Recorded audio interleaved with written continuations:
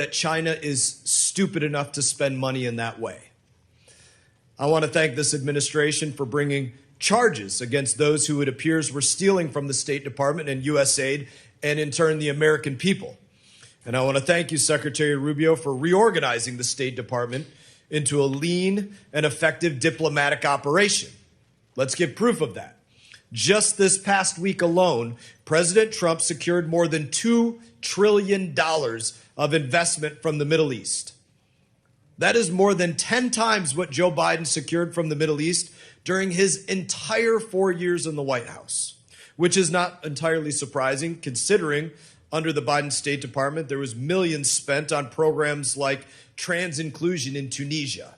That was the focus in the Middle East. Now, as you know, Secretary Rubio, the job is not done up until now. Over 80% of the State Department has been unauthorized. We have bureaus and offices that have grown from thousands of dollars to billions of dollars.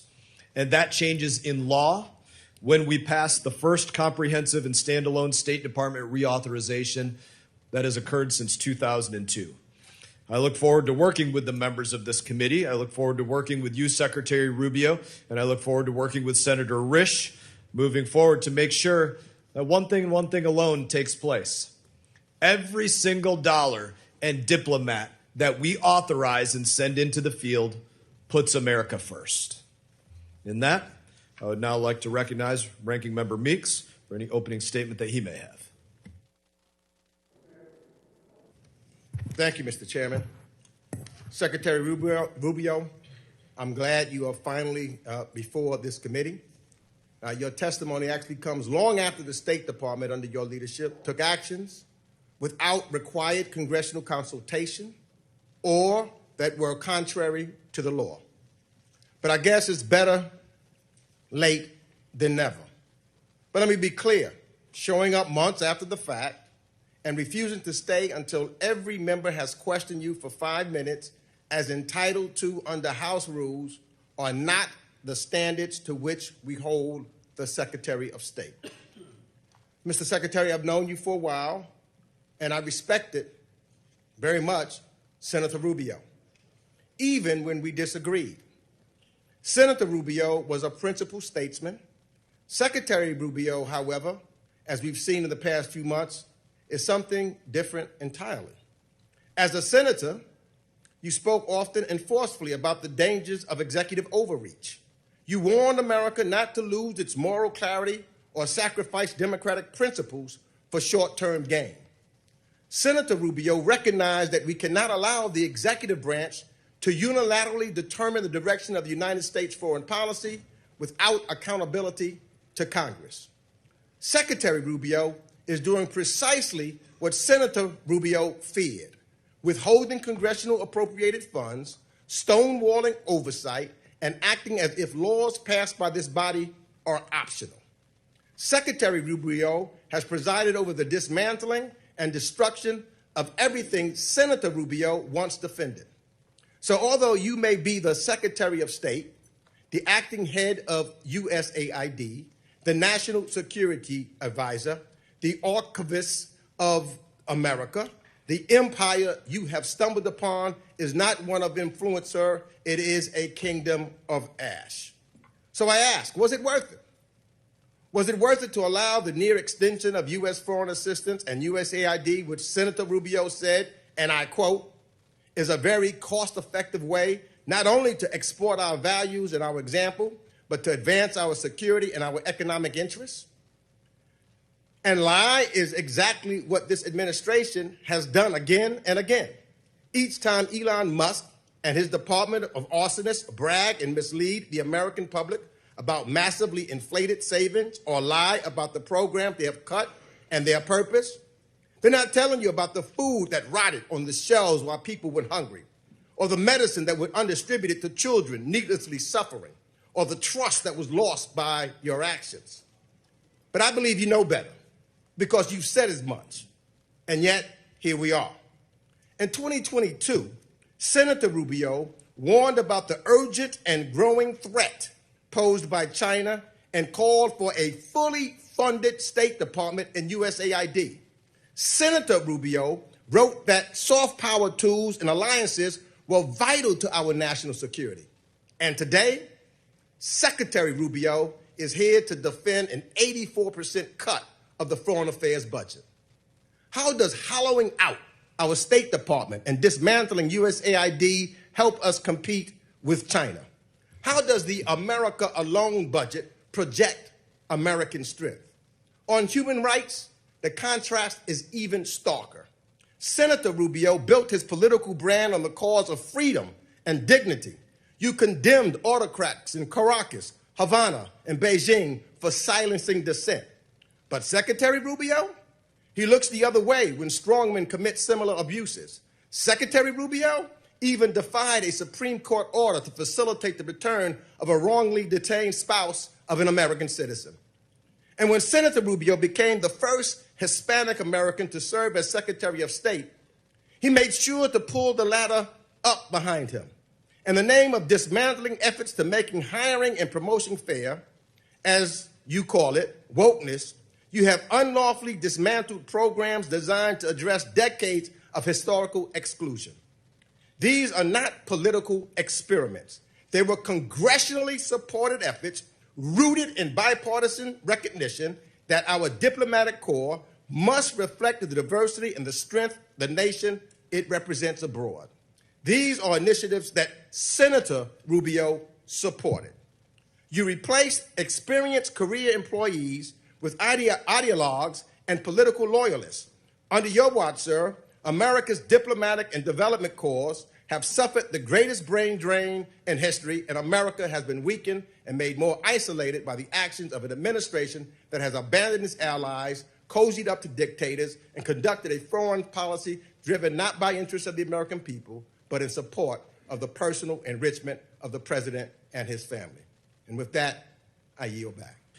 I thank the ranking member for his opening statement. And I would also thank the 20 members of this committee who voted in the 2024 appropriations to make sure that the Secretary and the administration had the authority to reorganize the State Department.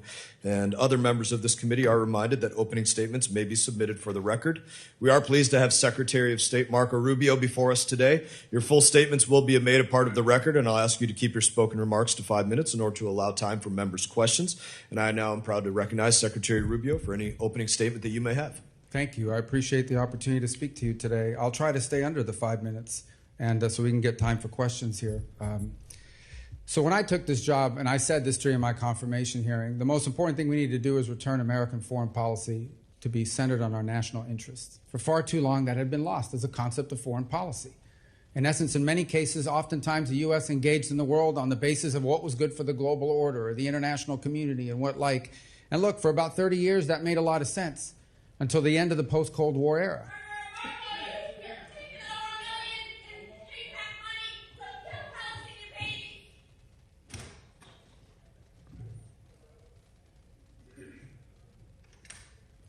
So that made a lot of sense for a long period of time during the Cold War. But then we entered the post-Cold War era, and the world order has rapidly changed. We entered a new era about 12 or 14 years ago, and we entered an era of near-peer competition, where for the first time since the end of the Cold War, the United States had a near-peer competitor and adversary in the state of China.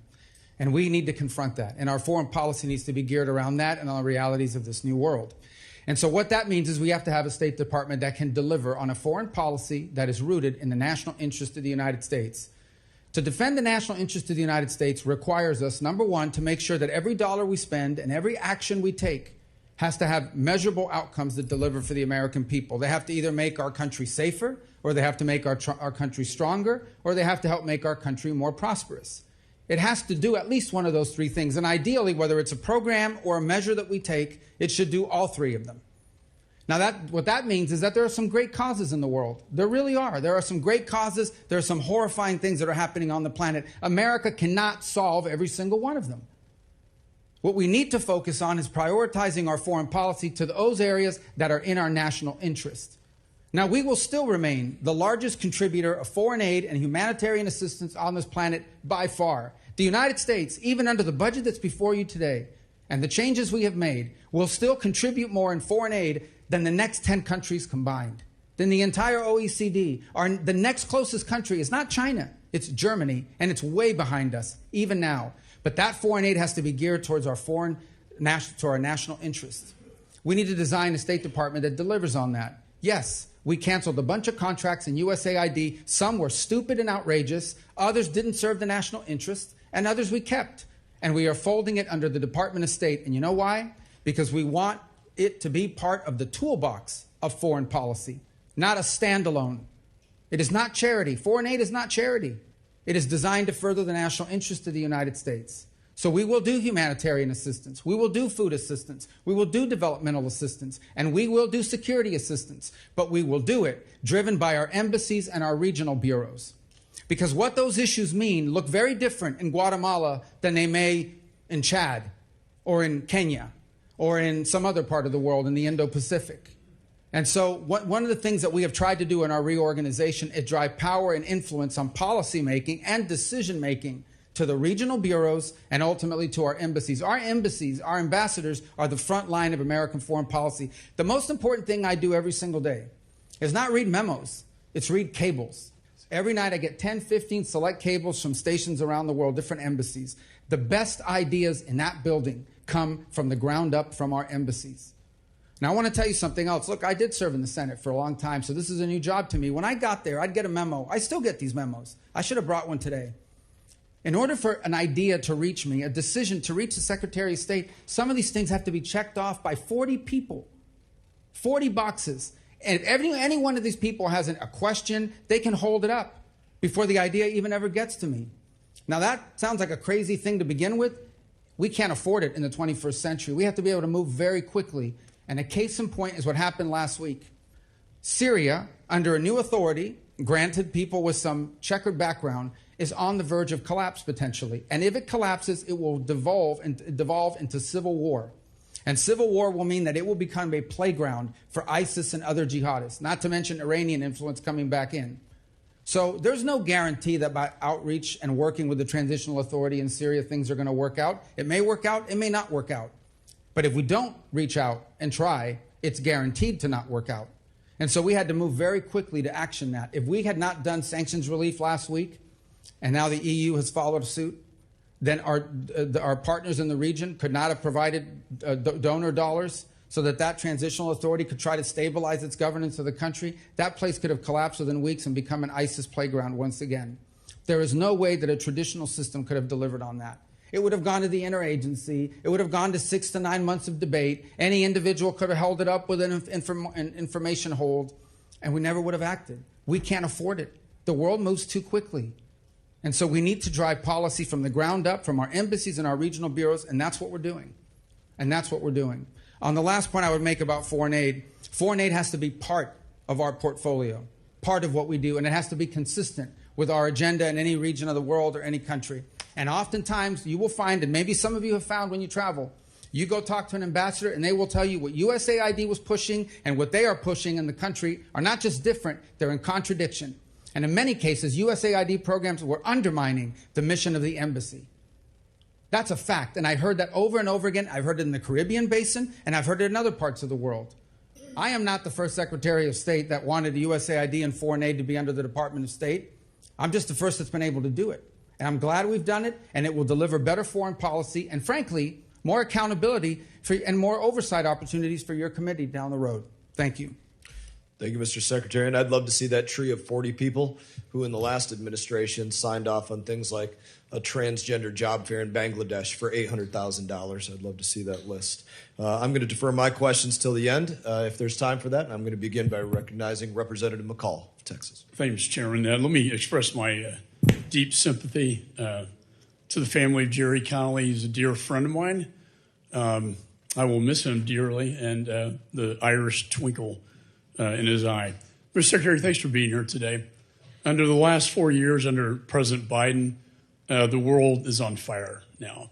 From the debacle, the evacuation, poorly executed from Afghanistan, which then led, I believe, to Putin's invasion of Ukraine, the largest land invasion since World War II in Europe, to the Middle East on fire now, October 7th. I commend you for trying to seek peace in these hot spots, including the Indo-Pacific, which probably presents the greatest threat. I would be clear-eyed with Mr. Putin. I personally don't think he's negotiating in good faith. The Ayatollah cannot be trusted.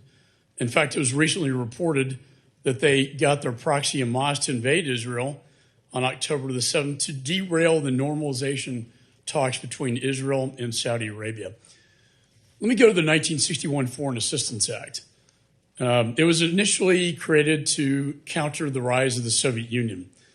Today, I believe it should be used to counter the influence of Communist China around the globe. And that's a core mission I know you support, as do I. When I was chairman of this committee, I put holds on the programs the current chairman's talking about, that being the drag shows in Ecuador to grants to advance atheism in Nepal. These are not in the interest of the United States or our national security interests. So I think we need to return these agencies and programs to their core mission. I believe that you're trying to do that by bringing them under your supervision at the State Department. It's not a new idea. Madeleine Albright tried to do that many years ago. And I do think under your supervision, it will have transparency and accountability with the foreign assistance programs. We are engaged in a reauthorization of the State Department. Sir, can you tell me how this would assist you with respect to reorganization of these important agencies under your department? Well, I think the key to reorganization, and by the way, we never did it in all the years that I was in the Senate either. It never happened. It needs to happen. We want it to happen. As you know, in our reorganization, we didn't touch any of the statutory offices because we can't. But there's two advantages to it, or three advantages. The first is it becomes permanent. We can create an organizational structure that becomes enduring, especially if it's one that we believe in. Second, I think that it will help us with the input and ideas. Look, we notified, it wasn't intended, we provided the initial preliminary indication to Congress. We've been taking input, including from many on the minority. And some of those are going to be reflected when we put out our final approach that we want to take. But ultimately, we would love to work with the committee to find ways to improve on the streamlining. By the way, we're also taking input from inside our building. Some of the ideas in our reorg, many of the ideas from our reorg, came from inside the State Department, from career officials, including some that are still providing input for us and sort of how to structure it. But I think the advantage of doing it statutorily is that it becomes enduring and permanent and provides certainty in the days to come. Otherwise, it can change over time and continue to bloat and expand to levels that it got to. It was an unreadable org chart. The org chart that I showed, the initial org chart that I inherited was just the top line. Within each one of those boxes, there were multiple boxes, some of them duplicative, redundant. Many cases, no one could even tell us what they were doing because it's easy to grow. It's much harder to reorganize and to streamline activity, and that's what we want to do. Well, it's a very noble effort. With my 1 minute remaining, I authorized the Remain in Mexico program in this committee. I commend the administration. Within a matter of months, have restored order to the border, taken chaos and turned it into a safe border. I mean, the crossings have gone down 95%. There's no longer catch and release. And I do think the executive order on Remain in Mexico is very important. I know you share that responsibility with the Department of Homeland Security, a committee I chaired as well. What is the latest in your negotiations with Mexico to bring that important program back? Well, as you are aware, I'm sure that we've had a number of what I would call both irritants, but also areas of cooperation with the Mexican government. It's been actually pretty positive. They have been very responsive on our security concerns. They've increased their security cooperation with us in ways that have been very productive. In fact, at some point here over the next few weeks, I intend to travel potentially to Mexico along with a couple other cabinet members to sort of finalize some of these areas of cooperation. This may be one we talk about, but we've been primarily focused with Mexico on two things. One is on trade, which is not my department, but obviously our trade representative, Mr. Greer, and also the Commerce Secretary Lutnick's been engaging with them. And then the other is on security cooperation. We have a mutual interest in Mexico. In essence, the cartels that operate within Mexico and threaten the state are armed from weapons that are bought in the United States and shipped there. We want to help stop that flow. The reverse is those cartels threaten the state. There are parts of Mexico that are governed by cartels where there is. In fact, I think I heard last night 2 more people were murdered in Mexico City associated with the mayor of Mexico City. The political violence there is real. they have a vested interest and a desire to go after these cartels, and we want to help equip them and provide them information. They've also been increasingly cooperative, more than ever before, in bringing back and extraditing people wanted in this country for crimes who are in their custody. So I think we've got good areas of cooperation. We still have some more work to do on migration, but they've been cooperative. Chair now recognizes Ranking Member Meeks. Thank you. I'm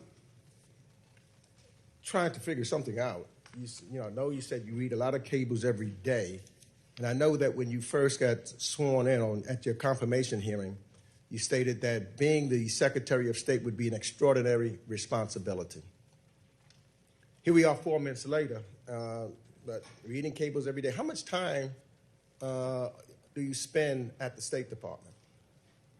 How much what? How much time? Do I spend at the State Department? Almost every day. If I'm in the country, I travel a lot. It's part of the job. I agree. I understand. But now you have 4 jobs, don't you?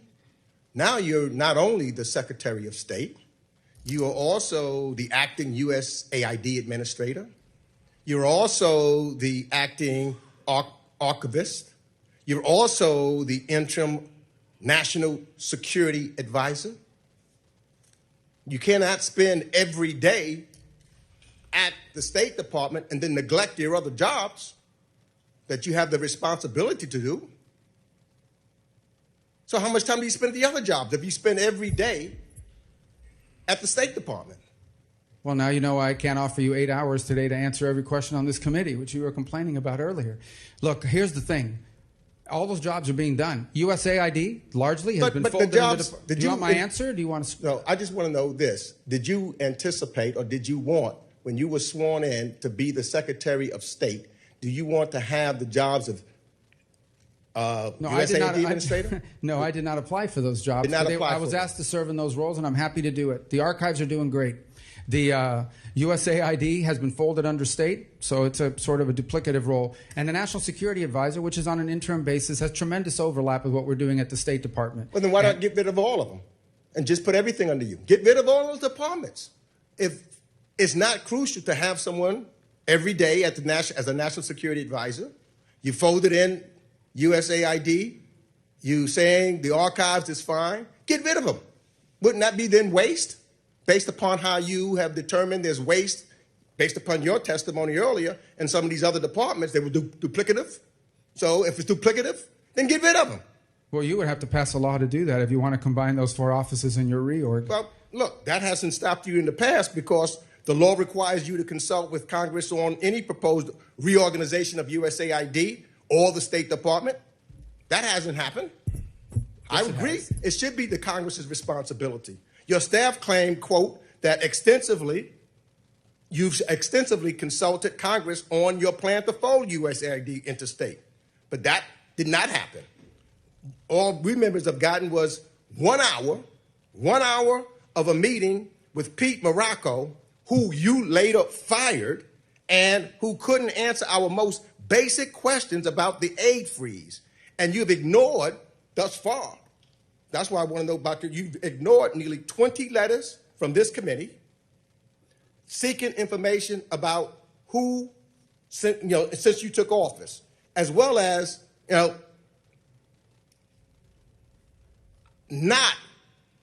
we spoke one time, but not consulting this committee at all.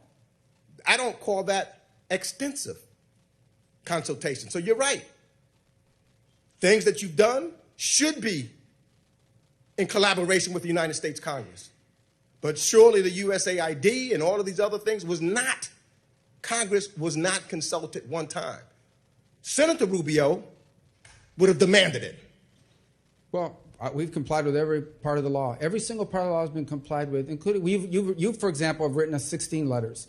You've been briefed on 7 of them. Some of them we couldn't answer, and we told you why we couldn't answer, because they were subject to litigation. 4, you've gotten answers in writing, and 5 we've gotten just in the last few days. Well, 16 letters. I've been there 17 weeks. You write me a letter a week. I'm going to yield my last 48 seconds to Representative Johnson. Thank you, Mr. Chairman. Secretary Rubio, thank you for being here. Corruption is determined by our democracy is detrimental to our democracy, and the Trump administration has moved swiftly to scale back, reverse, and dismantle various guardrails that protect Americans from corruption. We have now a plane that he's accepting by a foreign government. His family's doing business deals with a foreign government. And your office has authorized Elon Musk company Starlink to do business in at least 5 African countries and many, many others.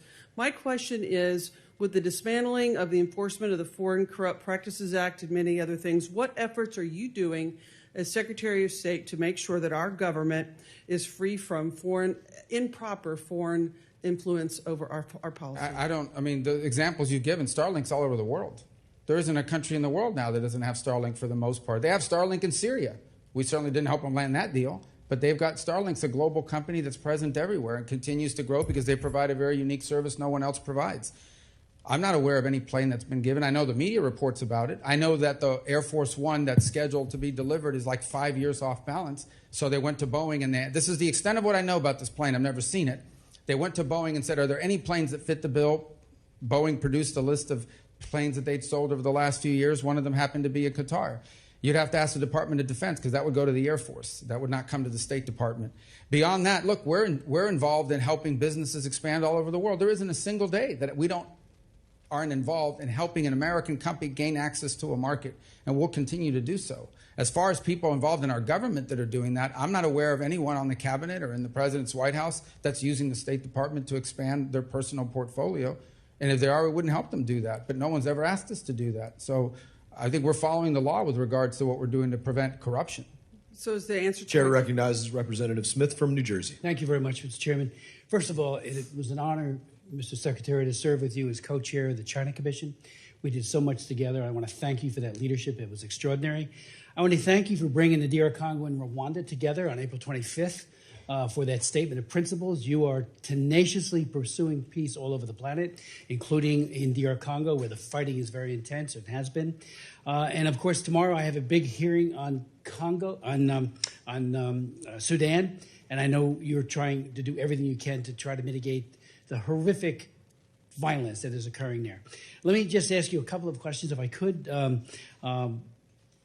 I had a hearing on Aliyev and Azerbaijan on the Tom Lantos Commission, and it's very clear that after the genocide committed by Aliyev against the Armenians, that there are many, many political prisoners and POWs being held. I would just encourage you to do whatever you can to get those men and women released, at least 300. I met with Aliyev twice in Baku. He's a dictator. I know we work with dictators and we have to have at least some kind of conversation with them, but release those prisoners. They're being maltreated and horribly mistreated by Aliyev, so I would ask for that. Secondly, you and I have worked on issues like forced organ harvesting. You and Tom Cotton were the prime sponsors of a bill on the Senate side. 2 weeks ago, we got the bill passed here again. It is a horrific human rights abuse by Xi Jinping, targeting the Uyghurs, of course, the Muslim Uyghurs, because those organs are being sold in the Middle East. So they want to have livers that are coming from a Muslim. So the market is very, very high, livers and other internal organs. And Xi Jinping is making billions by killing tens of thousands of young people, average age 28, each and every year. Falun Gong, and you know it, you're the sponsor of the bill. I would appeal to you, if you could. It passed the House 406-1. If we could get it out of the Senate, it would hopefully clamp down on this egregious human rights abuse in China. And it's a global bill. It would outlaw forced organ harvesting profoundly, with real penalties up to 20 years in prison for those who are part of that supply chain. But it would most directly affect Xi Jinping and the people who are doing this horrific abuse. I yield. Thank you, and I appreciate that. On obviously the organ harvesting, China plays a concerning role in that regard, and we would obviously be helpful in any way we can in helping you pass that in the Senate, certainly putting a good word for it and the like. But it's not limited to China, unfortunately. There are other parts of the world where we're now seeing that, and there are places where we're trying to verify, but we hear reports of that. And that's something that's going to be called out as well. As far as Azerbaijan is concerned, our core focus has been on trying to establish a peace between Azerbaijan and Armenia. There's a real risk there of a conflict that we're trying to prevent from happening. Our teams have been very engaged in that regard and trying to make something come about and prevent an armed intervention there that would, and obviously within the context of those conversations. The issues you raised about prisoners and human rights are critical to it. And again, another example of where we want to use our embassies. So when we talk about people will complain, well, you got rid of the Human Rights Office and the functional bureaus, it's because it's being transferred to the regional bureaus. And our regional bureaus will not just have a focus on human rights within the bureau, but so will our embassy. And so that is the human rights issue with regards to Azerbaijan, and so that is what our embassy will be focused on pushing. It's different from what the human rights issue might be in another part of the world, but we think it's important to have people on the front line prioritizing these issues as part of our holistic approach. You've outlined it correctly. We do want to have, we may not agree with the system of government, we may wish it were different. But the truth of the matter is that we have to deal with countries in many cases that perhaps don't have ideal models, but we have to deal with them in our national interest, and we need to balance all of these things together, our national interest and diplomacy, without surrendering and finding opportunities to further interests such as human rights. And Azerbaijan provides us an opportunity to do that in the context of the broader peace that we're trying to establish there.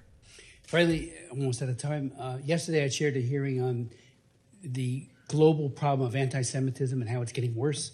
It was my 18th hearing on it. We had Ted Deutsch, who is at the leader, was a leader here when he was in Congress, as one of our witnesses. And I just want to say thank you for what you're doing vis-a-vis Israel and what you're doing to try to stop this scourge of anti-Semitism that is exploding, especially at the United Nations, where the UN Human Rights Council is filled to overflowing with people in agency positions, not just the members of it, who are absolutely anti-Semitic. So I want to thank you for that as well. Chair now recognizes Representative Sherman. We all miss Jerry Connolly, and I do not think that he would want us to be passive in our questioning here today. Mr. Chairman, it's our job to oversee the State Department. You can't do that by having think tank witnesses come before us. Our job isn't to oversee the think tanks. In 2023, we had 44 government witnesses. This year, we have our first. And I hope very much that we have all the, not only the secretary, but the undersecretaries and assistant secretaries so that we can really do our job. Secretary Rubio, in the 1970s, there was a powerful Middle East monarch who claimed to be a friend of the United States. Wasn't. May very well have been, claimed to be at least agreeable to Israel. And so in the 1970s, we transferred enormous, sophisticated weapons to him. In 1979, the Shah was deposed, and all those weapons were in the hands of the Ayatollah. Today, MBS wants a nuclear weapon. But he says what he wants is a nuclear cooperation agreement. Well, we have a nuclear cooperation agreement with the United Arab Emirates and Turkey and Morocco that all provide for a gold standard of safety.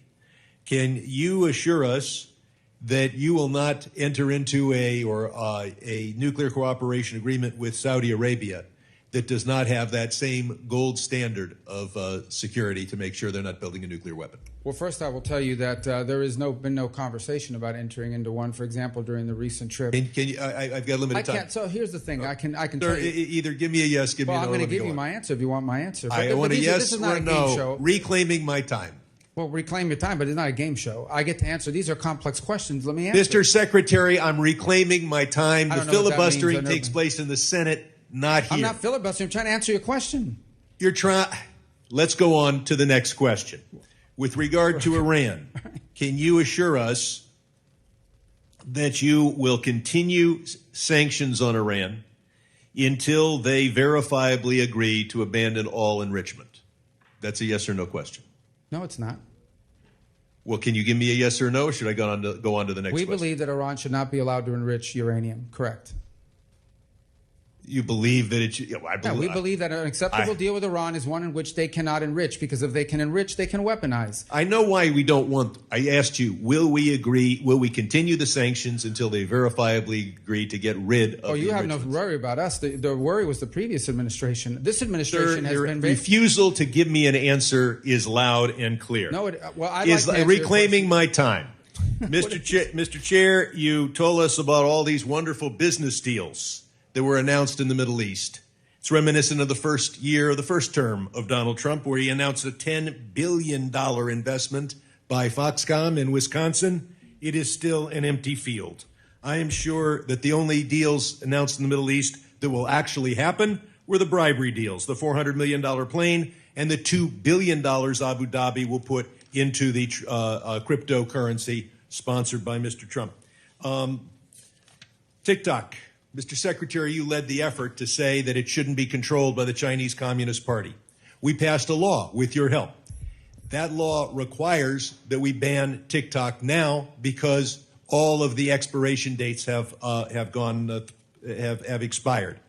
But instead, we saw Chinese interests affiliated with TikTok transfer $300 million into the Trump coin, which is a pure gift. It's $300 million for nothing but monopoly money. And so there's a word in Mandarin for this. It's called bribery. And it raises the question that I'll ask you to respond to for the record, and that is there any statute this administration will not violate for a $300 million Chinese bribe? We next focus on USAID. Musk gutted it. He said no one died as a result. Do you agree that no one has died yet as a result of the chainsawing of USAID? Yes or no? I'm sorry, the question is, has anyone what? Has anyone in the world died because of what Elon Musk did? Listen. Yes or no, reclaiming my time. If you won't answer, that's a loud answer. No one has died because of USAID. The people who have died as a lie. result of cutting off the oxygen of a woman in Burma and denying HIV/AIDS treatment to those in Africa. They are dead now at the hands of Elon Musk and his co-conspirators. Chair now recognizes Representative Wilson from South Carolina. Thank you, Chairman Brian Mast, for your leadership holding this hearing at a very critical time where dictators with rule of gun are invading democracies with rule of law. And my sympathy for the Connolly family, as I was always cherished my friendship.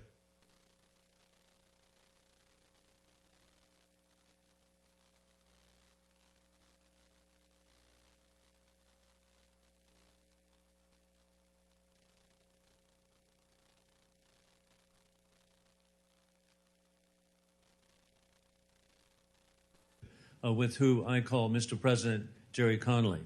Mr. Secretary, congratulations on your success on behalf of the American people to implement the policies of President Donald Trump. Sadly, as you address problems that have plagued the department, bureaucrats in the past have undermined the agenda of the president. It was historic to have, as you just cited, the announcement of President Trump to lift sanctions, giving Syria a chance, which was welcomed by a standing ovation in Riyadh, which was so historic, and now the progress that you've made, instead of billboards, electronic billboards of the dictator of Assad, they've been replaced by billboards praising Donald Trump and praising the Crown Prince. What an incredible change in 6 months to go from dictator to a potential of democracy. With that in mind, I have concerns that there could be efforts to undermine. And so will you be working in every way to have full executive authorities to carry out the president's orders rather than a phased approach? In addition, can we lift the specific export controls on Syria? Yeah, well, as you know, the sanctions in Syria are largely based on a statute, the Caesar Act.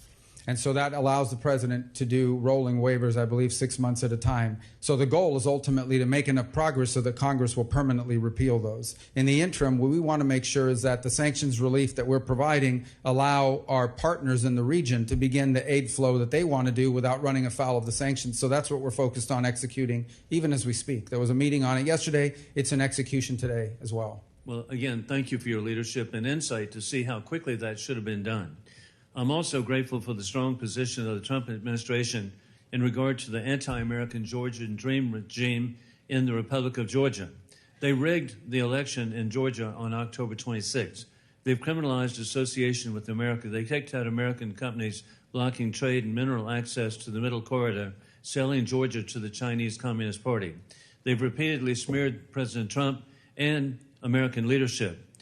With that in mind, I'm really grateful that actually with the Rondelli Foundation, there's been a report just released indicating the control by the Chinese Communist Party now in the Republic of Georgia, and I'd like to provide this for the record. Additionally, For 200 consecutive days, freedom-loving Georgians have heroically taken to the street, embracing themselves in American flags and carrying posters of the president. Under your leadership, what will be done to help the State Department impose real cost on the anti-American Georgian dream on behalf of the people of Georgia? Well, going back to what I've said earlier in my opening statement, the goal of the United States is our national interest. So we will look at that and say, is it our national interest to have an anti-American government governing an important part of the world? And if not, we'll take appropriate actions to impose costs on that government. That's currently under review, and we're looking for options and additional options. I have no announcement today specifically on what we plan to do yet, but I can tell you that that is something that's being discussed. And again, a great example of why we're going to look to our regional bureaus and our local office on the ground there to provide us guidance as to what are the measures that the government, the anti-American government, would be most responsive to. And it's so refreshing to get your response. And additionally, another issue is Kurdistan, the regional government of Iraq. And they have recently signed an agreement with American oil companies for the exploration and for the development of the oil capabilities, billions of dollars in northern Iraq. But sadly, the regime in Tehran has impacted Baghdad and is actually controlling the actions of Baghdad. And so Iran is intruding in trying to stop the agreements. What is being done to promote freedom for the ability of Kurdistan to, in regional government, to really support the people of Iraq? Well, we first have made clear the linchpin of our approach towards Iraq is that autonomy that the Kurdish population has in that part of the country, and part of that is allowing them the economic lifeline that allows them to prosper and succeed. The Iraqi officials have expressed an interest in a closer, better relationship with the United States, and we've explained to them that the core to that is respect for the companies that are operating from in that country, from our country operating within Iraq. Also, respect, as I said, for the autonomy of the Kurds. And third is the Iranian influence. And the Iranian influence there has continued to grow, unfortunately, in some sectors of their elected government and poses a grave danger to the United States, including in the form of pro-Iran Shia militias who have in the past struck against the United States and have expressed interest in doing so again in the future. That's unacceptable, and that has to be addressed. Congratulations on your success. I yield back. Chair now recognizes Representative Keating. Thank you, Mr. Chairman. I will miss my seatmate, Jerry Conley. He loved sitting here, and we loved him. Secretary, in 1944, my uncle, James Arthur Keating, was serving in France, and as soldiers, his fellow soldiers were dying around him, he wrote a letter back in combat, back home, about the cost of human sacrifice and whether it was worthwhile to defend a piece of mud on the earth. Only a week after that letter, he answered that question while carrying lead in himself, as one of the people in his command was exposed and injured. He was wounded himself carrying lead and crawled out there, brought him back to safety, saved his life, and as he was going for another person, was machine gunned to death himself and killed in action. 400,000 other American families gave the same sacrifice, but the peace and prosperity that came forward the world has never seen. It's a transatlantic alliance where our allies sacrificed their young men and women when America was attacked in 9/11, and economically, they're a $1.6 trillion trading partner with us with 16 million jobs on both sides of the continent. So my questions today are looking for clarity on where we stand with our allies and partners for more than 80 years, because they're expressing their doubts. They're expressing their doubts publicly. They've expressed it to me privately. So as the face of our country, as the lead foreign policy representative in the United States, I'm just looking for this clarity. So first, simply answer this question, if you will. Is Russia the aggressor in this Ukraine war? Yeah, Russia invaded Ukraine. So they are the aggressor in this war, correct? They invaded them, yes. Well, thank you, sir, because it's important to get this clarity, because President Donald Trump said it was Ukraine that started this war, and our allies have the right to know this. Secondly, the person we're negotiating with, Vladimir Putin, is he a war criminal? Well, I think you can look at instances that have happened there and certainly characterize them as war crimes, but our intent is to end the war. Is he a war criminal? We can't end the war without talking to No, Mr. Putin. that's pretty simple. Is he a war criminal? Well, that's this man we're negotiating with, Vladimir Putin. Is he a war criminal? That's not tough. What? I'm trying to answer your question by telling you that we're trying to end the war here. Go ahead. No, You're it's not a equivocating. simple answer. You are equivocating, sir. Just answer the question. I'm answering your question, and the answer is that war crimes have been committed, no doubt. And who's responsible for that? There will be time and place for that accountability. But right now, the job is to end the war. So you won't answer the question. If we don't end the war, people are going to get reclaiming killed. my time, sir. Let me go on. Because I don't understand this. Because you're sitting in front of us now as Secretary of State. It wasn't long ago that you were sitting as a senator with Secretary of State nominee Rex Tillerson at the time, in the exact same circumstances, only reversed. And you questioned him about Putin directing attacks against schools, markets, hospitals, playgrounds. And on top of this, in this instance, he's abducted 20,000 children, a clear war crime. So you were very clear then Vladimir Putin was a war criminal. Now you're unmaking him a war criminal, and you won't answer the question about the exact same circumstances. You're putting words in my mouth. I'm reclaiming my time, sir. You're putting words in my mouth. And you know what you said to Secretary Tillerson at the end of his answer when he equivocated just as you are right now? I'm not equivocated. You said, you just don't let me sure answer. Sounds like it to me. Then I'll give you a second chance. Is Vladimir never gave me a Putin first a chance. war criminal? I already told you war crimes have been committed. No, you didn't tell me if he's a I can't war even- criminal. Mr. Chairman, am I allowed to answer questions? I'm or just reclaiming be my hectic? time, sir. And listen, Well, I'm you using keep your own reclaiming words so you don't have to answer. Did you know what you said to then nominee Secretary of State Tillerson?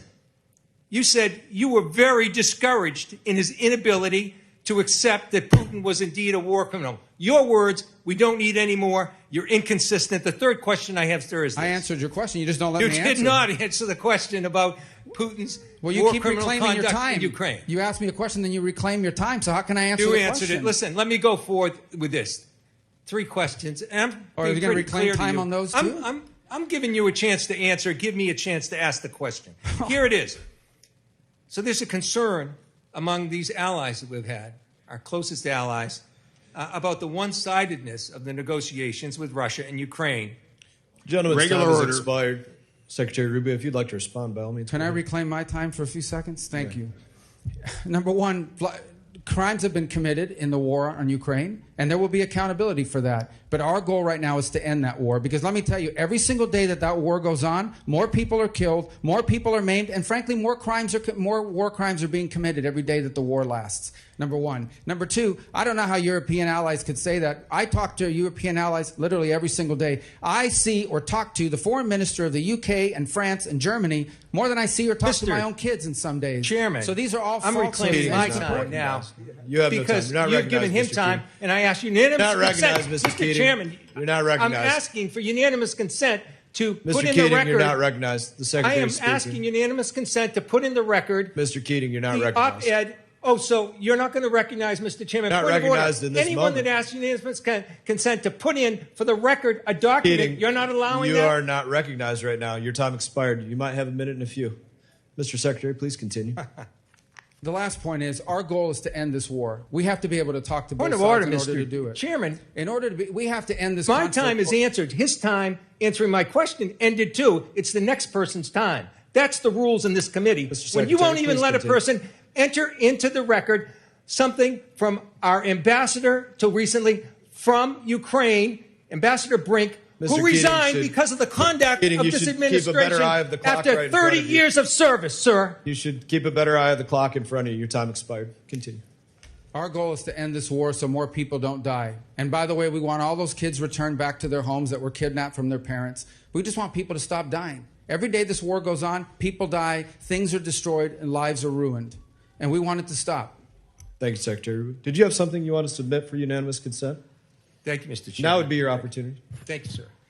I want to submit for the record an op-ed by Ambassador Brink from Ukraine, the regional ambassador that was close until recently, 30 years of service of Democrat presidents and Republican ordered. ones.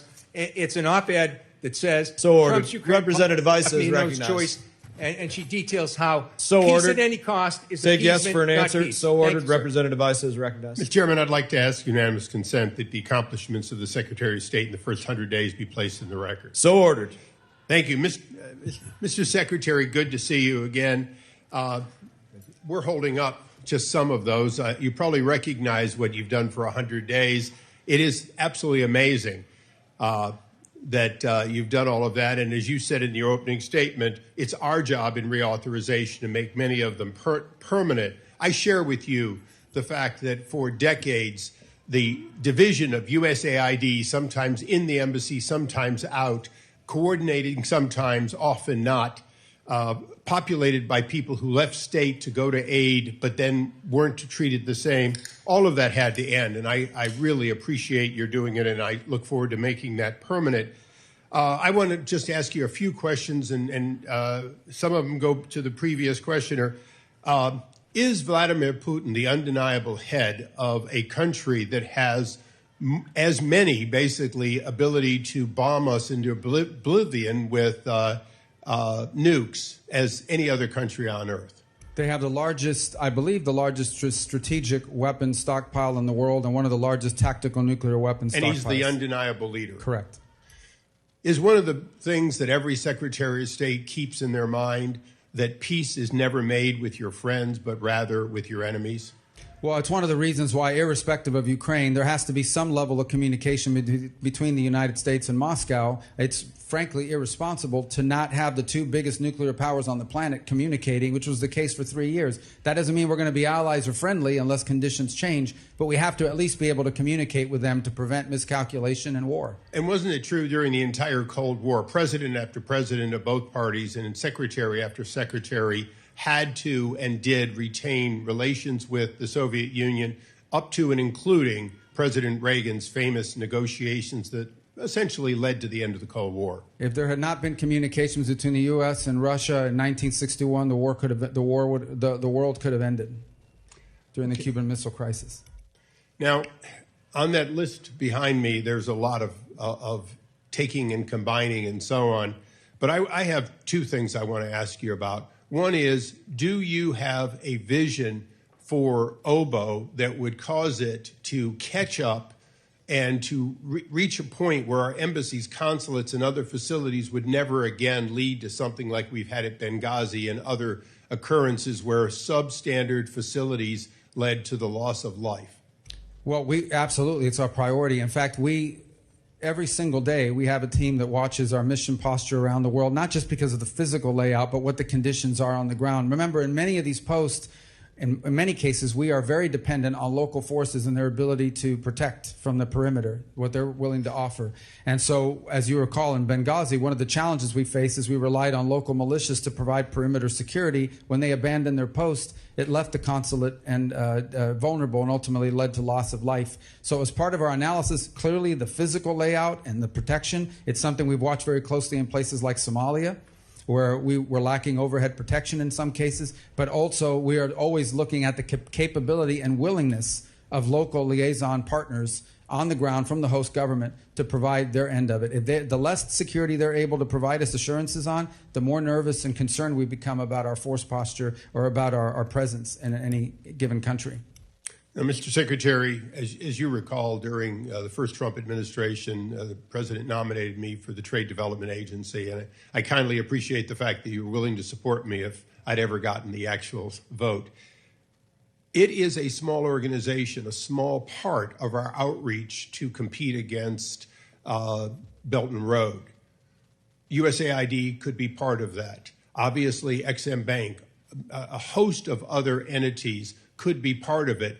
But in your opinion today, even with the changes you've made, are we or are we not positioned to properly address, to provide complete packages to compete against Belt and Road? Well, first of all, Belt and Road is largely a series of loans and other traps that are provided that you hire Chinese companies to come into your country and build a road or build a bridge or build a stadium or build whatever they want.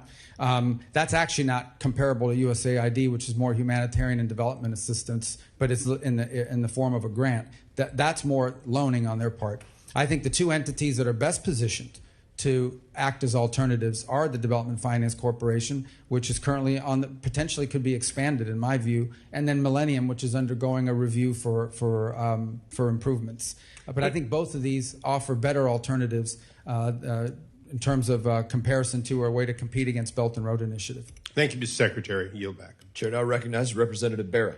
Mr. Chairman, I'd like to ask unanimous consent to enter into the record this Inspector General report about the impact of USAID sold in the state. Mr. Secretary, I did not get the chance to know you while you were in the Senate, but like you did, I also have traveled a lot to Africa, have seen firsthand the gratitude of lives that we've saved. You know, after the Ebola crisis in 2014, had a chance to visit villages in Sierra Leone, and just the joy and thanks to the United States. You know, in 2015, you stated this, and again, foreign aid is less than 1% of our budget, but foreign aid can make a difference when properly used. And if you ever have a chance, travel to the African continent, and you will meet people who are alive today because their American taxpayer-funded antiviral HIV medications that kept them alive. It will not be easy to radicalize people who are alive because the American taxpayer saved their lives and the lives of their children. Do you still stand by that statement? Yeah, yes. So we're still going to do foreign aid. Great. So that's incredibly important. As a young doctor in the 1990s, I took care of a lot of people that were dying of HIV and AIDS. It is a painful death. What I hear on the ground in Africa is that these medications aren't getting to folks, that some of the folks that deliver the medications aren't getting to folks, and people are dying. We need to do what we did under President Bush with PEPFAR. We've saved over 25 million lives. Nearly 8 million babies are alive today because we prevented them from getting HIV/AIDS. I want to work with you to make sure we continue doing that. That is the goodness of the American people. I'm a little bit older than some of the people on this committee. I grew up looking at pictures of kids that were starving in the 80s. Part of the reason why I became a doctor, part of the reason why I'm on this committee, and why I focus so much on health, nutrition, food aid, is because of pictures like that that are embedded in my mind as a kid. We came together as a country. Part of what moral clarity of the United States is we are a country of abundance. President Trump may not think this is in our national security interest, but I think it is in our faith interest. It is who we are as a spiritual nation, as a faith-based nation. We worry about that. We care about relieving starvation and so forth. We've got to do more, because I talk to the faith-based groups, I talk to our implementing partners, I read the news stories. I do not want to see more pictures like this coming out, and I'm definitely afraid in the next 30 days, 60 days, 2 years, 4 years, we're going to see more death and starvation because nobody else can do what we do as the United States of America. I'd like your commitment that you will work with us to make sure we continue providing food aid, that we continue doing what we do best based on our moral clarity. Can I have your commitment on that? Yeah, in fact, that's why we're going to have a humanitarian fund within the Department of State that's going to provide the humanitarian system that you've outlined. And we're still going to be by far the largest donor in the world to humanitarian assistance. And you'll continue to work with this committee, work with us in a bipartisan way, in a bicameral way, to do what we do best. Nobody can do what the United States does. That's my hope, to be able to continue to work with you in that way. We want to see humanitarian aid. We're going to do more of it than anybody on the planet. Great. Let's save lives. With that, let me yield the remainder of my time to my colleague from Pennsylvania, Ms. Steen. I thank you, Representative Barra, and God bless Jerry Connolly. Mr. Secretary, you and I had the great privilege this past Sunday of traveling to the installation of Pope Leo, where he encouraged us to choose love and help the world's poorest. He suggests that we should get proximate to the suffering. If I were to tell you, Mr. Secretary, that outside that door was a 3-year-old little girl starving, like that photograph, ribs protruding, weak, unable to speak, what would you do? Whatever anybody would do, we would try to help her. I agree. I would too. And that's what we do more than anybody in the world. Anybody would do that. We would go out that door and help that little child. It's your humanity that calls you to do that, to save a single life. Mr. Secretary, Gaza is starving. As of last week, the UN has confirmed, at least 57 children have already died of malnutrition, and 14,000 more are on the brink of starvation. Food sits just beyond the border for days, for weeks. It was cut off. Please hold the clock for me. Reclaiming my time. I understand they're upset. For days, for weeks. I ask that I could reclaim some of that time that was just interrupted. We'll give you 5 seconds. 5? Additional. Innocent children are dying. Mr. Secretary, Pope Leo has called for an end to the blockade to humanitarian aid, which began by Mr. Netanyahu March the 2nd. He said, the Pope said, the price is being paid by children, the elderly, and the sick. Secretary Rubio, I call upon you and I ask for your affirmation of this. Stand by our faith, by the call of the Pope to save the children desperate for food and water, babies who have no way to feed themselves, mothers who have to watch them die. Stand by the Jewish faith. Their teaching tells us to save a single life is to save the whole universe. Will you commit to getting a surge of aid into Gaza now? Gentlelady's time has expired. Maybe the Secretary... Chair now recognizes maybe the Representative Secretary Burchett could from answer- Tennessee. Mr. Chairman, could the Secretary answer my question? It's a I yes or no. don't think you got a question out, and I I gave did. you additional time. somebody- Chair recognizes Representative Burchett from Tennessee. Thank you, Mr. Chair. Mr. Secretary, how do you plan to ensure that future foreign assistance funding decisions are aligned with the President and are not co-opted or watered down by entrenched Foreign Service bureaucrats? I'm going to get to your question, Dimitri. If I could just take 5 seconds. We have asked the Israelis, and I think they've acknowledged this publicly, to allow more aid to flow. I actually met with the World Food Program in Rome this weekend while I was there. We believe they have a system in place for distribution. We'll continue to urge them to do so, and in fact, we expect more aid will begin to flow rapidly over the next few days into Gaza. I thank you. As far as your question about entrenched Foreign Service officers, actually, I want to be fair here. I have found the Foreign Service officers, by and large, the professional Foreign Service officers, to be very competent, professional, wanting to deliver on the mission, and to the extent they're frustrated in many cases is that they feel impeded by bureaucracy or by layers and layers of bureaucracy. People don't join the Foreign Service to get rich. They know they're doing it for service, and it's rewarding. Like in any organization, you're going to have people that stand in the way or are not aligned with the mission. And it's our responsibility to ensure that those people are not in a position to impede us. But we can't do the work at the State Department without our professional Foreign Service officers. And frankly, they're the ones we're empowering. And so ultimately what we want to return to, however, is a Foreign Service officer corps that's promoted and rewarded on the basis of merit, on how well you do your job. And sometimes, by the way, that means promoting someone who maybe doesn't have as many years' experience. Maybe they've only been there 10 years instead of 20, but they're really good. And if you don't promote them, we're going to lose them to the private sector or some other endeavor. So ultimately, it resides upon us, those of us in these positions, to ensure that our agencies are delivering on the President's foreign policy. The State Department is not an independent branch of government. We are part of the executive, and our job is to help the President formulate foreign policy and execute on it. And we're trying to give you a structure in this reorganization to do that. You could have just said, put the best player in, Coach. That would have covered it, and I appreciate your answer, brother. Moving on, will the State Department classify the Taliban as a foreign terrorist organization? Well, I believe that classification is now once again under review. As you know, we've had some success over the last few weeks in getting some Americans that were detained released.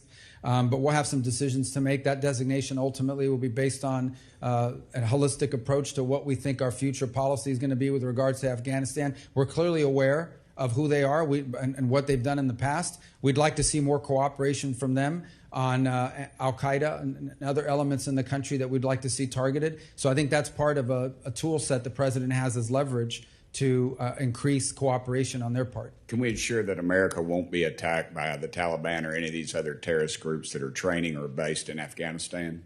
Well, that's what we need to ensure every single day. And obviously, DOD holds that primary responsibility. And there's a reason why we don't have a diplomatic presence in Afghanistan, is because we do not feel at this point like we could appropriately secure our personnel. But the President is keenly aware of the situation there. He was very involved in negotiating in his first presidency for a deal that kept Americans safe. And I think he's interested in arriving at one again to ensure Afghanistan never becomes a launch pad for external operations against Americans anywhere in the world, especially the homeland. Thank you. Also, I've been working on a piece of legislation, House Resolution 260, for a couple of years.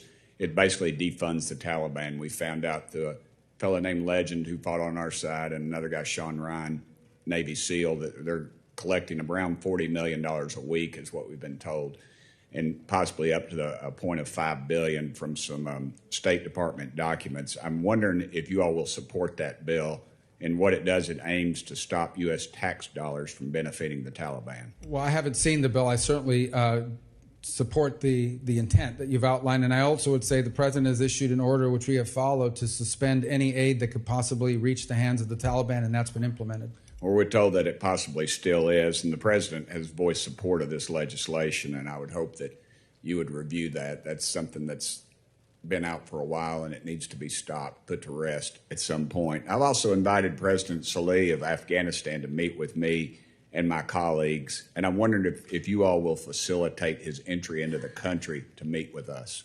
Well, ultimately, that will require a decision and a determination upon whether a visa should be granted for that visit. We're certainly happy to, if you've got an engagement that you think would be important and further the national interest, it's certainly something we would consider in terms of making that decision. You know, we've granted visas in the past to people that we're not necessarily enamored with because they're coming to the United Nations or for some other purpose. So we would want to work with you to learn more about the context of that visit, and we would consider it.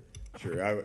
I would remind you and this body and the folks that are listening and watching this that $40 million may not be a whole heck of a lot of people in Washington, D.C., but I can assure you in East Tennessee that is a whole lot of money that we are probably providing our enemies every dadgum week, and I'd appreciate y'all's assistance with that. Y'all been great. You've accepted our... expired. Okay. Chair now recognizes Representative Castro from Texas. Thank you, Chairman. Thank you, Secretary. Thank you for your testimony. I want to say at the beginning that I think that in terms of roles in the cabinet, that coming into your job, I think you're the most qualified cabinet member. In a cabinet that I think has otherwise been incompetent and unqualified. You and I are obviously of different political parties, but we share kind of a similar story. My grandmother, Victoria Castro, came to this country when she was 6 or 7 years old as an orphan because both her parents had died after the Mexican Revolution, and the closest relatives that could take her in were not in Mexico. They were in San Antonio. And when my grandmother came to Eagle Pass, Texas, the manifest that allowed her to come, there was a question that was asked on that document. And the question said, purpose for visit. And her relatives that were bringing her, they wrote in to live, that she was coming to live. You have an incredible family story of your parents and your grandfather coming from Cuba in the 1950s and maybe early 1960s, and a similar background of helping you and your siblings pursue their American dreams, just like my grandmother did for my mom and for us. But I feel like today, under the Trump administration, our grandparents may have ended up in a gulag or banished in Guantanamo, or like the girl that I visited with who was a U.S. citizen in Mexico a few weeks ago with a brain tumor, having her seizure medication seized at a CBP inland port. And her mom, who's undocumented Mexican, her caretaker, 24 hours a day, not allowed to come back with her to get treatment for her condition. And I want to ask you specifically about a policy decision where on February 5th, DHS Secretary Noem rescinded temporary protected status for Venezuelans. This same thing was used for 700,000 Cubans in the 1960s and 70s. And she stated that in consultation with the Department of State, assessed conditions in Venezuela and that there are, quote, notable improvements in several areas such as the economy, public health, and crime that allow for these nationals to be safely returned to their home countries. And you said as recently as a few years ago that returning and failing to renew TPS for Venezuelans would be, quote, very real death sentence for countless Venezuelans who have fled their country. That was a few years ago. And so I wanted to ask you, do you believe after everything that Maduro has done, and you and I have both condemned him, as I think almost everybody on this dais has, that TPS recipients forced to return to Venezuela will truly be safe in that country? And how do you justify the decision to send 350,000 people to Venezuela right now? Well, 350,000 people have not been sent to Venezuela. I think you're referring to the TPS cancellation of the temporary status. So 2 points. Number one is, unfortunately, that blanket approval of TPS gave TPS, including to people that, frankly, we should not have allowed in this country, irrespective of what part of the world they came from. Number two is the hope that now people that have received TPS will apply through the asylum process. And I believe many of them, if not most of them, will have very credible asylum claims to make for the reason you've just outlined. I think the problematic is that when you do a blanket TPS, number one, it's supposed to be temporary. None of these TPSs ever go away. But number two, when you do a blanket, especially in a mass migration event, it is going to protect and cover people that, frankly, we should not have allowed into this country. Well, I mean, we're both part of the same Latino community. You're not saying that all 350,000 people were gang members, are you? Of course not. The majority are are you not. saying But that if they 1,000 were, of them are, we got a big problem. Well, yeah, but so because there is a very small group who are criminals, just like any group of Americans, you're saying that none of them get any due process? They're just automatically expelled? No, like they no have a right review, to- no nothing for any of their cases? Well, again, it's not my department. We don't do asylum claims, but I Well, can but she tell you they said can she apply for consulted with asylum. you. She said that it was her decision and your decision, and a few years ago you said it was a death sentence. Yeah, but the problem is the previous administration did a terrible job of vetting applicants for TPS. They just blanket approved it. They So did now- things that have been done in other administrations before. But never in this Republican mass and migration Democrat. event. Look, the bottom line is, of course, the overwhelming majority of them are not gang members, and they will be able to apply for asylum, and they have a very credible claim. I have But to there are yield. some that are. And I they have need to be yield my removed from our remaining country. time. I got it. I got to yield my remaining time to Congressman Tom Longerton. Thank you for that, Rep. Castro. I have a quick question. The World Cup and the Olympics are being hosted in both red and in blue districts across this country, but they are not going to be successful unless we get visas to all of the folks that are participating. This is a bipartisan priority. I just sent a letter to you along with Representative Kim and 50 other colleagues. I am glad that the president has directed this administration to make this a success. In that spirit of cooperation, are you committing to working with me to ensuring that these games are a success and that we're getting visas to those who need it? 100%. Thank you. Chair now recognizes Representative Perry. Thank you, Mr. Chairman. Mr. Secretary, great to see you. Thanks for being here. I want to talk to you about the United Nations Relief and Workers Agency. The claims are fantastic and horrific at the same time, long-standing, of mismanagement, of collusion with Hamas and the terrorist organization and terrorists in Hamas, the using of American tax dollars to promote terrorism, anti-Semitism, violence, rampant corruption throughout the United Nations Relief and Workers Agency and ties to Hamas. The simple question for you as our representative in the administration and for all the taxpayers, not only in the 10th District of Pennsylvania, but all across the country who find it intolerable that their tax money goes to support terrorism and the wanton killing of the Jewish people and the state of Israel. What concrete steps is this administration, are you vowing to take regarding the United Nations Relief and Workers Agency? Yeah, we're not working with them anymore. I mean, are they going to continue to receive funding? No, really I mean we're done with that. We're not distributing any more aid to that organization, especially because of the links in Gaza that you've outlined that have now been well documented. And what is the administration doing vis-a-vis other countries that would wish to continue to support them?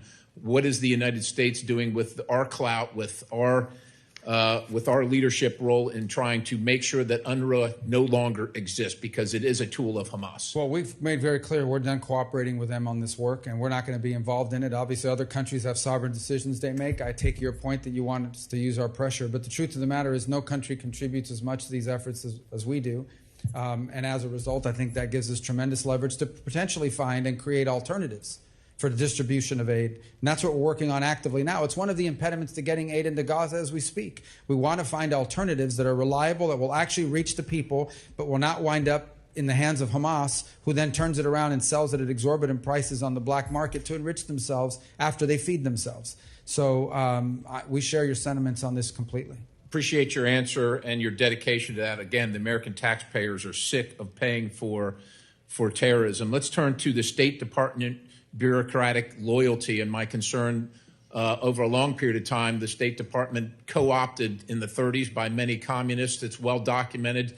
If you know the history, let's be blunt, some of these people are still continue to act like communists, sabotaging our institutions and selling out our country. I'm wondering, frankly, what can be done about that to align the State Department with the goals of not only this administration, but the goals of the American people to promote America and Americanism.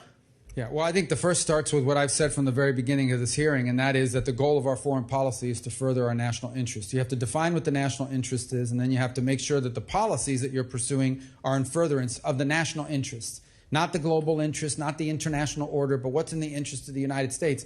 Sometimes cooperating with the global order is in the national interest. Many times, increasingly, it is not. As you see, these international institutions oftentimes have become places where we give all the money and then they work against us. And it's used as a forum for anti-Americanism. The second point is, and that's part of the reorganization is, and this is an important point, and I hear this in some of the criticisms, I don't know if people fully understand, I've made this point already, the Department of State is not another branch of government. We work for the President of the United States. The people elected the President sets the foreign policy. Our job is to advise and provide options, but ultimately our job is to execute on the foreign policy of the President. And we are trying to organize the State Department to be able to do that as efficiently and as effectively as possible without having to check 40 boxes in a memo where someone you've never heard of and I've never heard of but's happened to work at the State Department has a veto power over our ability to pursue a presidential directive. Now, that will be true for this administration, and frankly, it'll be true for the next administration, be it a Republican or a Democrat one. But that's the way our republic functions. In our republic, the executive branch is headed by the president, who's elected by the people through the Electoral College, and our job is to deliver on the president's agenda. That's what I'm proud to do, and that's what we're going to continue to do, and that's the kind of State Department we're building to deliver on. Appreciate that. And finally, Mr. Secretary, the President's emergency plan for AIDS relief, it's been over 20 years since we launched this program, and we poured billions of dollars into it. And while it's definitely saved lives, and we certainly appreciate that and we laud that, what's the future? And when do we transition full responsibility to the African nations to manage their own health programs as we struggle to manage our own and pay for our own in the United States of America? First of all, 85% of recipients under PEPFAR are currently and still receiving their assistance. The second point you make is an important one. That is, the best foreign aid is foreign aid that ends, and it ends because you've either solved the problem or because you've given capacity to your local partners to solve the problem. And I do believe there needs to be a metric in PEPFAR and beyond that in all of our foreign aid to ensure that at some point it ends because the problem was solved or because the local partner now has the capacity to handle it on their own. We are a generous people, but we cannot be responsible for every problem on this planet. We can't afford it. And frankly, in this day and age, we have many priorities we need to balance if we're going to form the national interest. Representative Tice. Thank you, Mr. Chairman. Thank you, Mr. Secretary. You know, I keep hearing you say your job is to carry out the mission of the executive branch and the agenda of the president. It's kind of hard to figure out what the president's foreign policy is. It jumps around from Gaza being a resort area to we're going to help Ukraine or we're not. We're going to have tariffs on China or we're not. We're meddling in the Romanian election. I don't know how you figure out what the agenda is.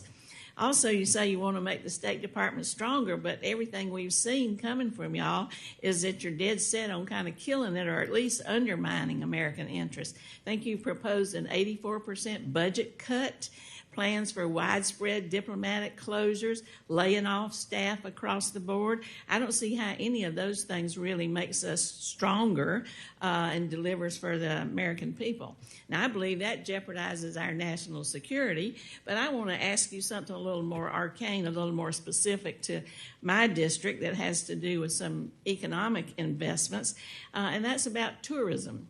You know, we've been working very hard to improve the visa services over the last few years. Seems to me what you're doing is going to undercut that and move us backwards. We're already seeing this as a problem in Las Vegas where tourists are down by 8% just in a few short months.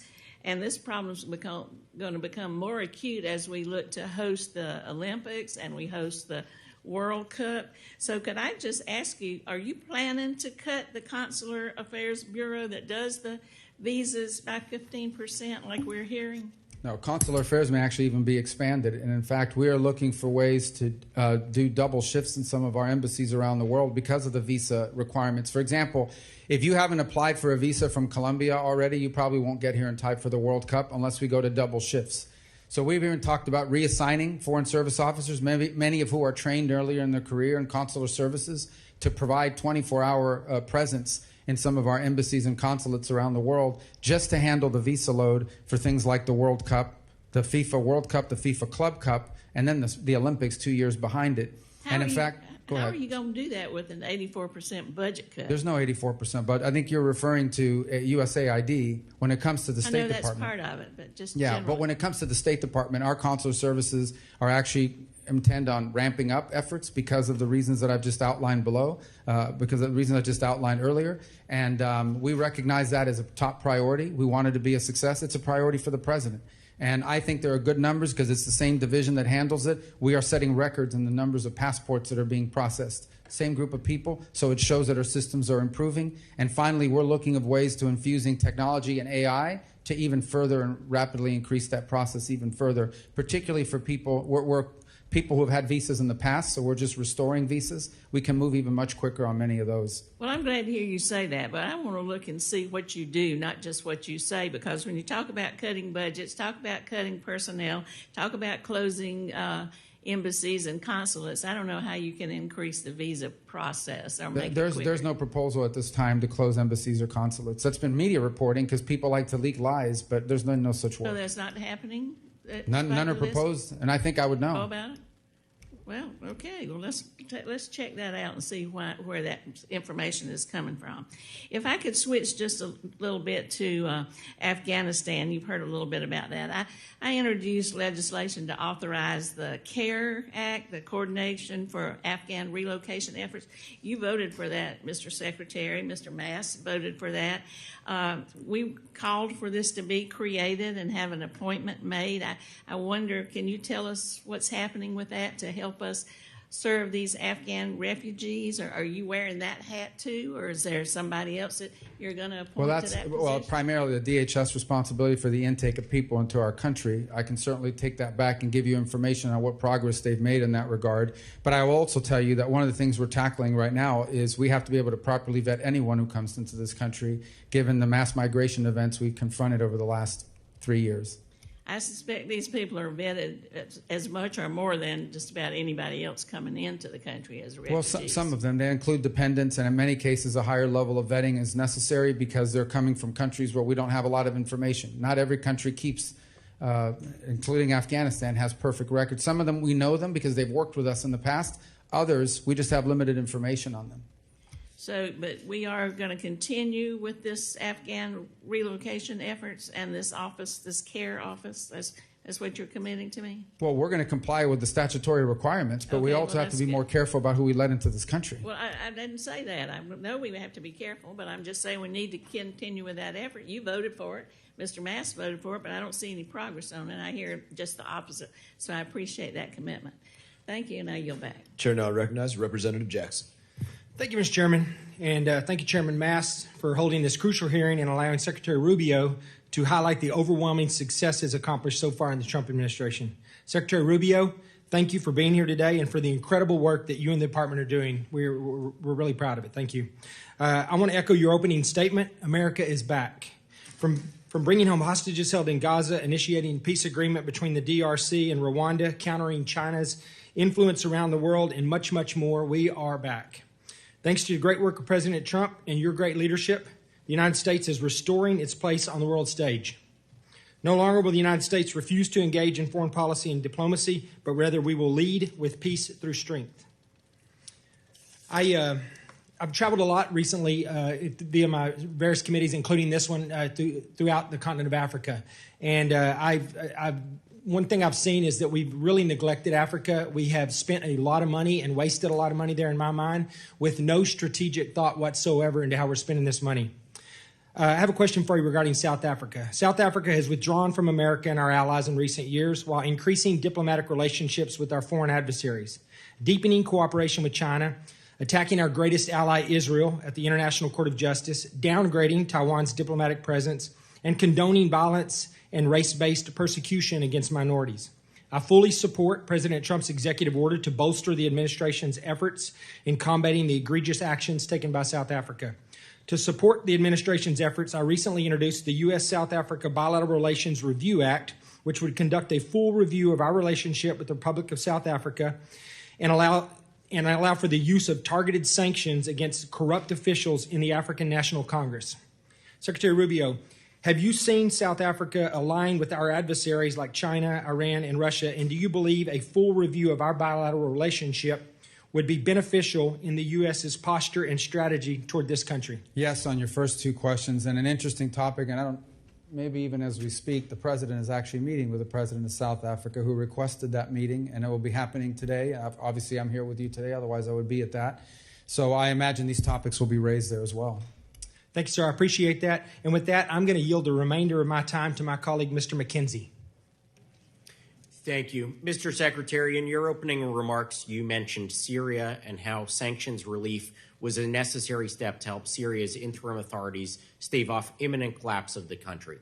Can you expand on how sanctions relief is being used to advance U.S. policy objectives, and also discuss potentially what conditions have been placed on Syria's interim authorities for that sanctions relief, including but not limited to things like protection of religious minority groups and counterterrorism cooperation? Yes. Well, first of all, let me say that Syria is, in many cases, when it comes to stability, the most important country in that region. And the region will tell you this. If Syria is unstable, the region becomes unstable.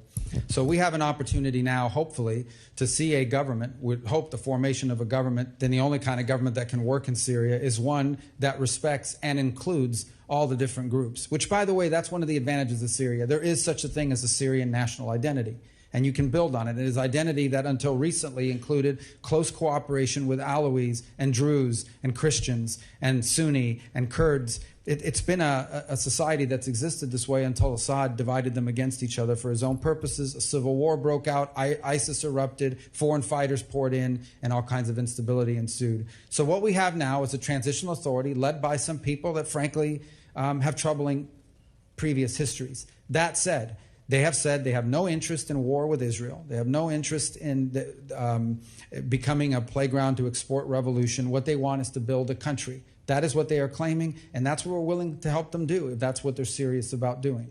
So what sanctions relief, as has been proposed by the President, allows immediately is for partner nations in the region to be able to provide them the aid they need to do things like provide a government, provide municipal services, improve their telecommunication systems, all the sorts of things you need to build a nation state, and show the people of Syria there's a path forward towards progress.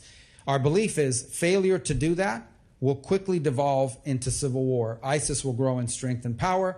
Pro-Iranian groups that are being fomented will increase their activities to destabilize, and then you've got a big problem on your hands because now you have Syria once again becoming a playground for foreign fighters, jihadists, terrorists, and the like that threaten not just Israel, not just their neighbors, but ultimately the United States. I will say why it furthers national interest. Again, this is not going to be easy. No one should pretend this is going to be easy because it's not.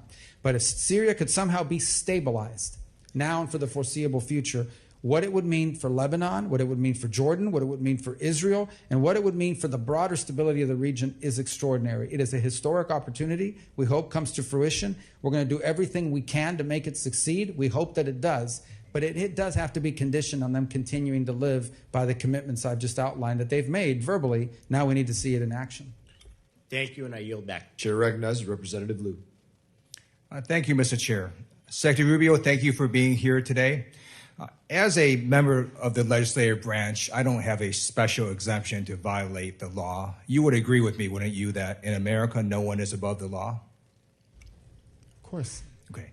And in our system of government, it's Congress that makes the laws, the executive branch that executes the laws, and the judicial branch, when there's a dispute, that says what the law is. Is that right?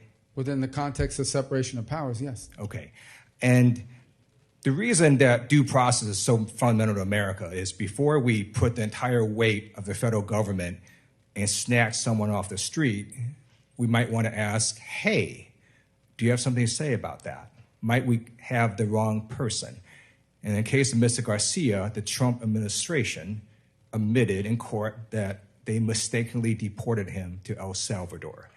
The Supreme Court, in a 9-0 decision, said the Trump administration has to facilitate getting him back. Do you believe the administration has to follow that Supreme Court order. Well, I don't believe he was wrongfully deported. He's an Salvadorian citizen. That's not illegally my question. In the Do you United believe States. that Trump administration has to follow the Supreme Court 9-0 unanimous decision?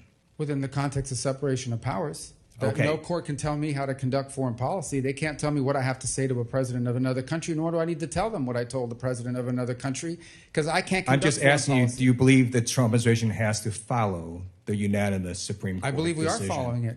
Okay, so my next question is, what steps have you or the State Department taken to facilitate the return of Mr. Garcia, who was mistakenly deported to El Salvador? The conduct of our foreign policy is an executive function, and how I conduct I'm it, just I don't need asking to share you. with you. Well, and let me I ask you don't this: share with the court. Have you or the State Department taken any steps to facilitate? We've taken the steps, but I'm not going to tell you what they are, and I don't have to, because we conduct the foreign policy of the United States, and I can't conduct diplomacy with a And foreign so- leader if I come to committees and tell you what they said to me, what I said to them, and more certainly a Now, court can't so tell me to say you that have either. taken steps to facilitate Mr. Garcia's return. We've made those. And- We've made that assertion, and we've made those assertions in court, and All right, we've thank complied. you. I appreciate that. I'd like to ask you now about Ukraine.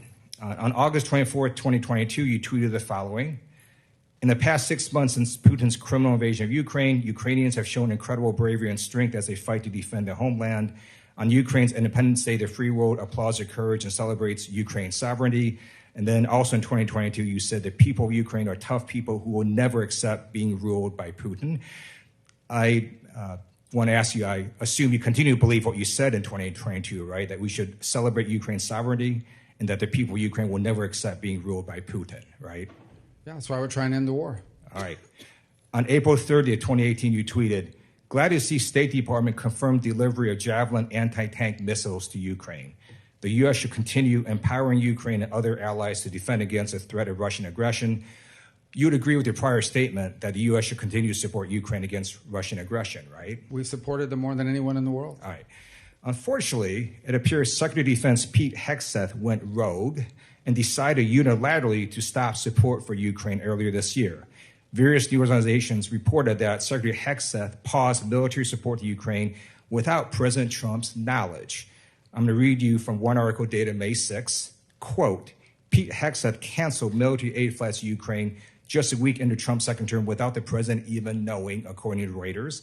The order initially sparked mass confusion within the administration as national security officials in the White House, the Pentagon, and the State Department couldn't figure out who ordered the halt in flights. This is yet another example of the chaos and lack of cohesion that Hegseth has brought to the Pentagon from day one. Did Secretary Hegseth tell you before he ordered the halt in flights to Ukraine of military weapons? I can't comment on that because I don't remember that. I don't remember ever hearing that, to what you're claiming now. So your understanding is he never told you he was going to halt these flights? I just know we're providing them assistance now, but the war ultimately has to end.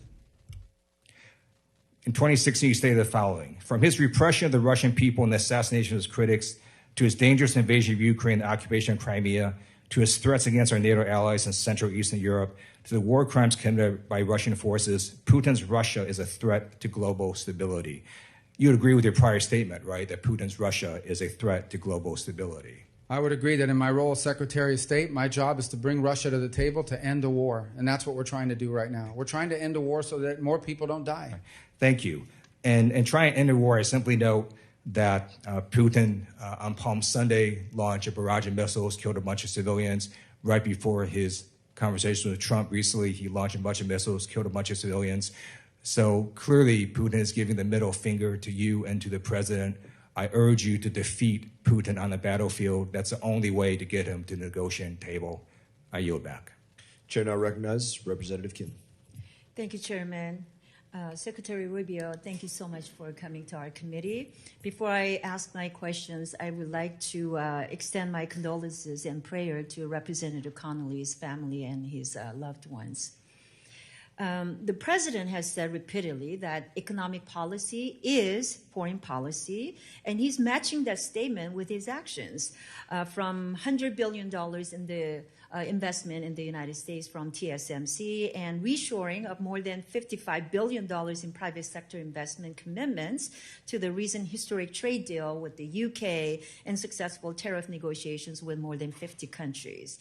I agree that economic policy is foreign policy, and I strongly believe that the State Department should be equipped with a robust economic toolkit to secure greater market access for American businesses and protect them from predatory foreign competition. But unfortunately, the department's economic statecraft policies, of which my subcommittee on East Asia and the Pacific have recently had a hearing on this issue, that in recent years it has not been effective in meeting those goals and ensuring U.S. leadership on the international stage. So Secretary Rubio, what do you think has prevented the department from producing results that Americans desire, and what additional tools are needed to implement the president's commitment to make economic statecraft focal point of our foreign policy? Well, you've asked one of the questions that's critical to our reorganization. That's why it's so important that even economic affairs be prioritized at the level of the embassy and the regional bureaus, because again, the economic opportunities may vary from region to region. I would say one of the issues that's held us back is on energy. It is by far the number one need around the world, not simply because you can't develop an economy without energy. You can't even keep pace with the transformation of our economy without energy. AI alone will consume in its production both of semiconductors and ultimately of the equipment required for AI. AI alone will require a consumption of energy far beyond what the world is capable of generating today. The countries that are going to succeed and win in the race on AI and higher technology are the ones who can produce reliable, affordable energy over a sustained period of time and at sufficient loads. And so countries all over the world need more energy. And that's been held back by the fact that we're telling people you can have energy, but it has to be windmills and solar panels. We have to be able to use things like LNG, like nuclear energy and others. And we're open to other things. Hydroelectric is very viable in some places not much. But I think energy has to be at the core of our economic opportunities, because countries around the world are asking for it. Thank you, Secretary Rubio. I want to talk about another issue that is very important to me and to you. When you're in the Senate, you are the lead Senate champion on the North Korea human rights reauthorization bill, of which I am trying to champion on the House side. The critical legislation calls for appointing a special envoy on North Korea human rights. So we want to make sure that that position is not left vacant. So can you talk about if you have plans to appoint someone to fill that position for North Korea issues? It's very important to me. Yes, and obviously that's going through the process of presidential personnel for the appointment process to find the right person, make sure the vetting is cleared, and so forth. We've prioritized initially appointments of assistant secretaries and other Senate-confirmed positions. I know all of you would want to see more government officials appearing before you. We've got to get them confirmed by the Senate. We've just now begun to make some progress. I got a deputy 2 months ago. We just got another deputy for management just a few days ago. And we're hoping this week we'll get some more of those Senate-confirmed positions. So we're working through it. But obviously our intention is to have someone as the statute requires. And make sure that the advocating for North Korea human rights issues becomes on the top burner of the issue. Thank you so much. I'm going to yield the balance of my time to Rep. Moylan from Guam. Thank you. Mr. Secretary, just we've got about a minute here. Just elaborate a little bit more. I'm really interested about your approach, diplomacy approach for local U.S. economics and local government investment, especially in the Indo-PACOM area, and giving some money back to the government there. We have a Guam Economic Development Authority, which will be really helpful if they were part of this. Please expand. We have a unit that deals with subnational diplomacy, which, of course, this would become a priority for them as well. And again, I hate to be a broken record on this, but it's just another example of why driving policymaking from these global functional bureaus down to our regional bureaus and or embassies and our regional presence will allow us to identify unique opportunities, whether it's in the Pacific region or in some cases other parts of the world. It allows these issues to be highlighted and us to move quickly on actioning it. Thank you, Mr. Chair. You bet. Thank you. Chair recognizes Representative Jacobs. Thank you, Mr. Chairman. Mr. Secretary, I want to turn to the war in Sudan. This is, as you know, the world's largest displacement and humanitarian crisis. 500,000 people are facing famine. I saw firsthand the suffering when I visited Sudanese refugees in Chad. Earlier this year, and again yesterday, you reiterated that the Rapid Support Forces, a militia, is committing a genocide in Sudan. Is that correct? And we're very concerned about what both sides are doing, frankly, but the RSF in particular. Correct. I agree with that. You also said as part of that all of our engagement with the UAE, we need to raise the fact that they are openly supporting an entity that is carrying out a genocide. And yet, President Trump continues to arm the UAE. In fact, he just blew through Ranking Member Meek's congressional hold on over $1 billion in arms sales, ignoring this committee's longstanding role as an independent check on major arms sales. And we can have a policy debate here about the merits of continuing to arm the UAE or not, despite this genocide. I had that same conversation with Secretary Blinken. But actually, I want to talk about the events that led up to that decision. So on April 30th, the Trump Organization, which Donald Trump still owns, unveiled plans to build an 80-story Trump Tower in Dubai. Then on May 1st, Trump's crypto company, World Liberty Financial, secured a $2 billion deal with an Emirati company with deep ties to the government. And only 11 days later, on May 12th, your department notified our committee that it would ignore Ranking Member Meek's holds on UAE arms sales. Secretary Rubio, we have a president who is personally profiting from a deal with a foreign government-backed company at the same time he is selling lethal weapons to that same government. Isn't that a clear conflict of interest? I think no matter who was president, they would have to deal with the UAE. We have to. They're a member. That's not my question.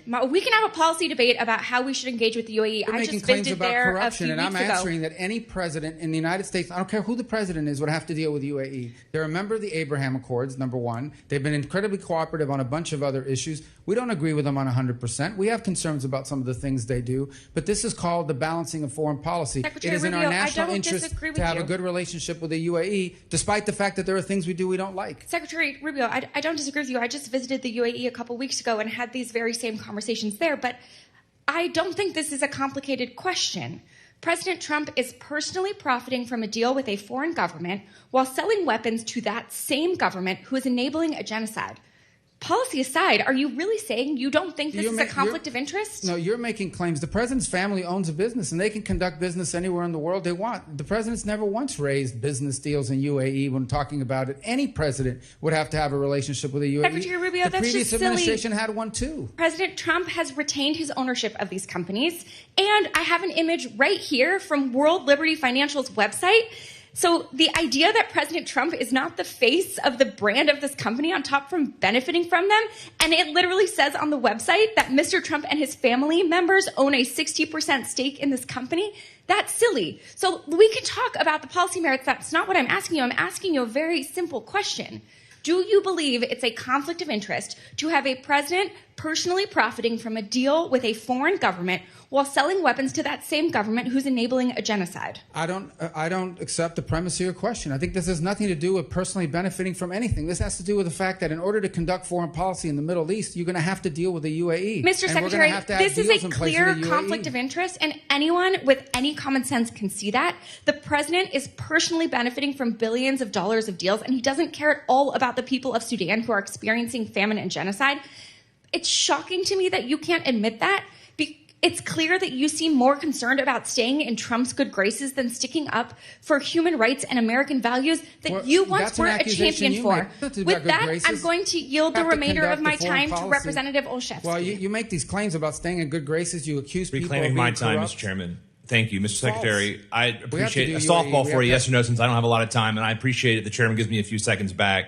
Softball for you. Would you, yes or no, as Secretary, find it outrageous for you to solicit or accept a $200,000 Rolls Royce from a foreign government for personal or State Department use? That offer's never been made to me. Yes, so you would reject that offer? The offer of a Rolls Royce? Yes. I don't understand the purpose of that You question. would. That's a silly question. The fact that you can't answer the question, I Mr. just answered. Secretary, I said it's silly. silly because you would accept it or not? Of course not. Who would accept it? But no Well, one's then getting I think you should Well, what are maybe you perhaps, equating that to? Mr. Secretary, reclaim my time. I think you are an honorable man by most accounts, but the man that you work for doesn't. And the fact that he is soliciting and accepting a $400 million plane is problematic. And you should know about it. It came up in a Senate hearing. You should read about it, add it to your reading, because it is problematic for foreign policy. It adds to the corruption that my colleague just said. Expired. And I hope you speak out Gentleman's against time it. has expired. Thank you. Chair now recognizes Representative Huizenga. Thank you, Mr. Chairman and Secretary Rubio. Good to see you again. I'm going to try to quickly move through a couple of issues. my district consists of southwest Michigan, including Battle Creek, where we have a large Burmese diaspora. And they have a lot of friends and family who are still back in Burma, Myanmar, that are dealing with the brutal military junta.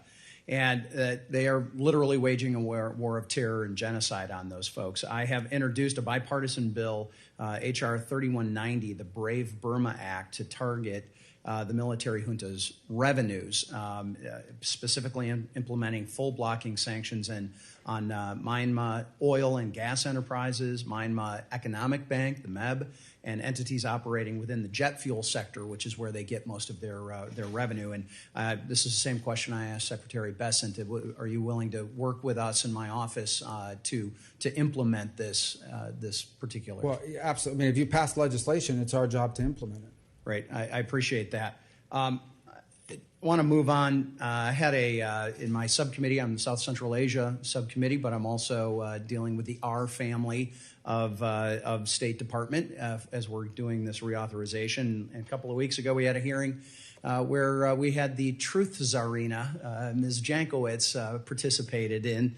And we know that the CCP has been pouring billions of dollars into propaganda and censorship around the world. And I'm actually introducing a bill, Restoring American Freedom Act, that would codify the Trump EO on censorship. But I want to know, what is your strategy to push back on China, defend literally speech and the truth? Well, I think the first thing is that we need to be strong defenders of free speech everywhere in the world, and anywhere in the world where it's being threatened, including, sadly, parts of Europe, where we're seeing truth and we're seeing free speech now being endangered. The second point I would make about it is, and we've done this in our own department, we had an entity in our own department, the Global Engagement Center, that was involved, frankly, in identifying Americans. Then they would pass this information on to these NGOs that were not part of government, and they would use them to then target Americans to try to silence them or brand them or harass them. The State Department should not be engaged in that, and we closed that center. That was going to be my follow-up. These are going to make sure that that's not happening. That's the idea of codifying the Trump EO, which is why I'm moving forward on that.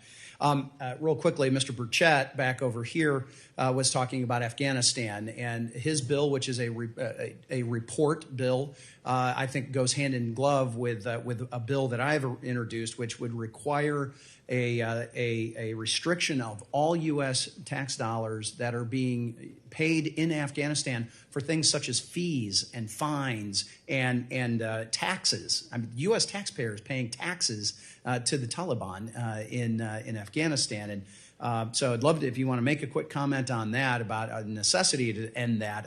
I think this is something that we need to do. We have, at the President's direction, we've ended virtually, if not all, of the aid programs that would fall in the hands or benefit the Taliban. Beyond that, there may be some other ways in which they're collecting funds that may require statutory authority to do, and so we would welcome that. Great. And we'll follow up with your team on specifically that piece of legislation. At this time, I want to recognize Mr. Zinke for the remainder of my time.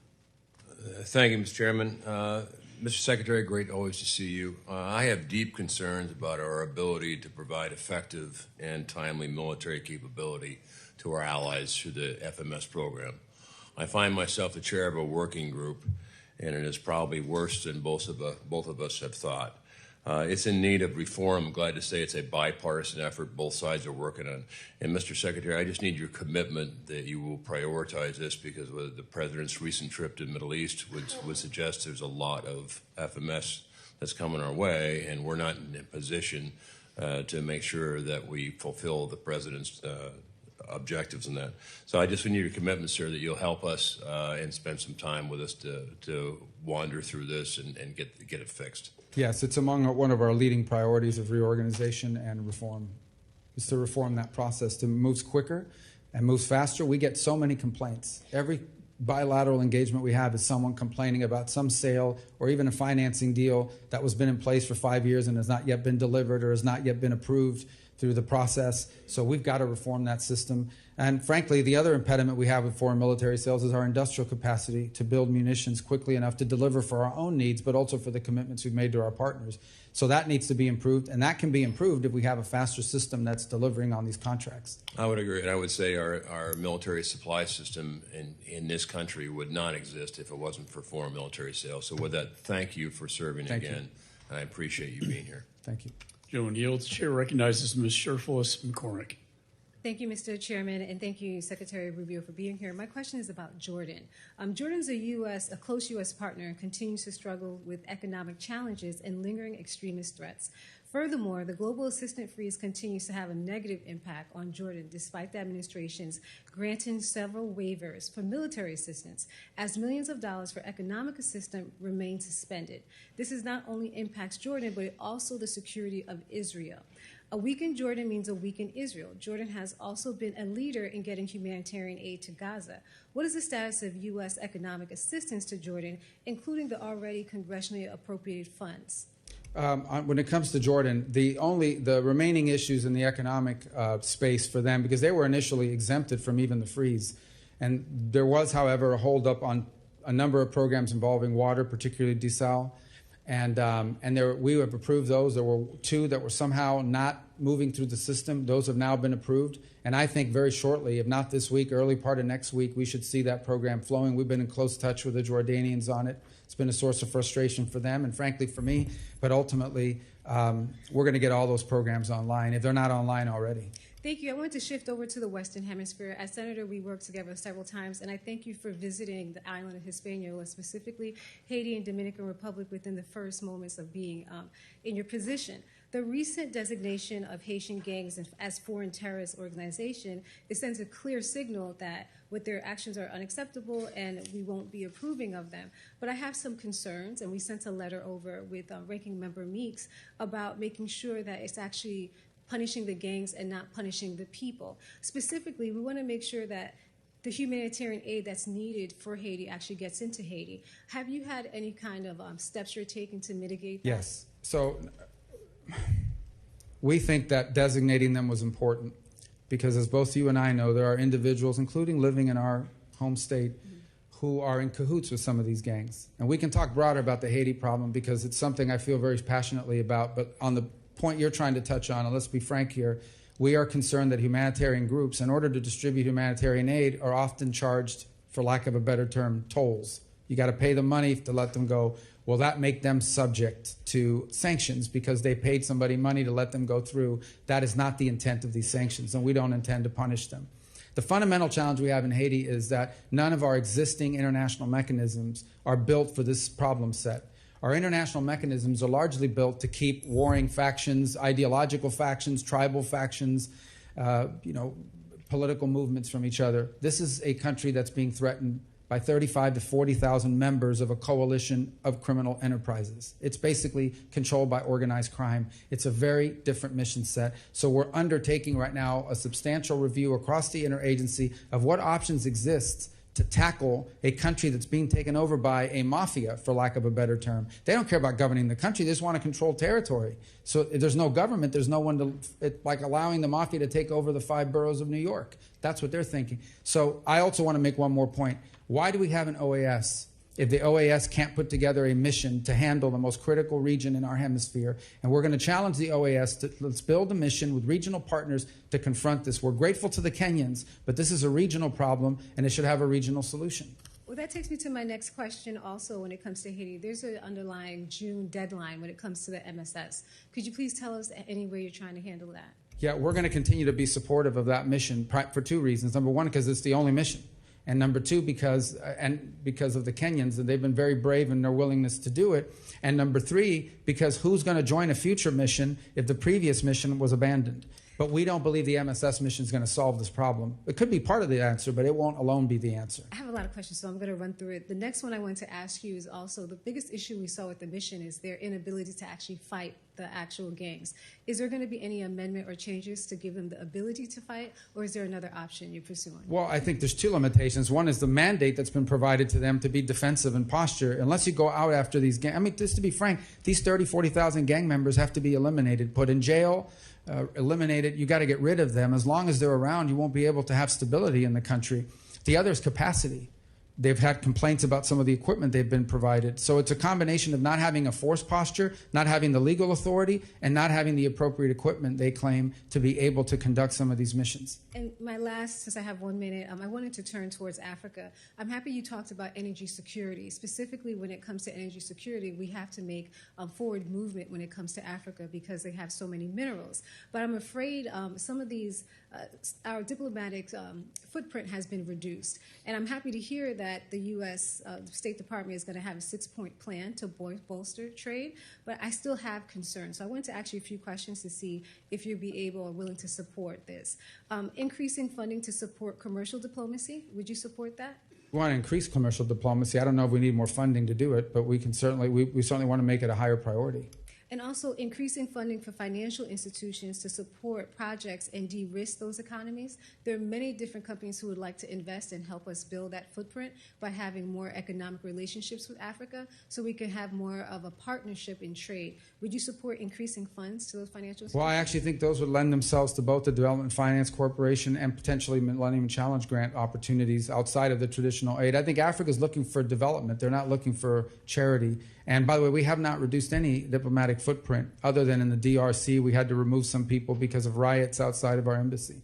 Well, so my understanding is that you guys... Yeah, no, lady's time has expired. Thank you so much for your time. Chair now recognizes Representative Baird. Thank you, Mr. Chairman, and Mr. Secretary. It's good to see you and appreciate all that you're doing. Thank you, sir.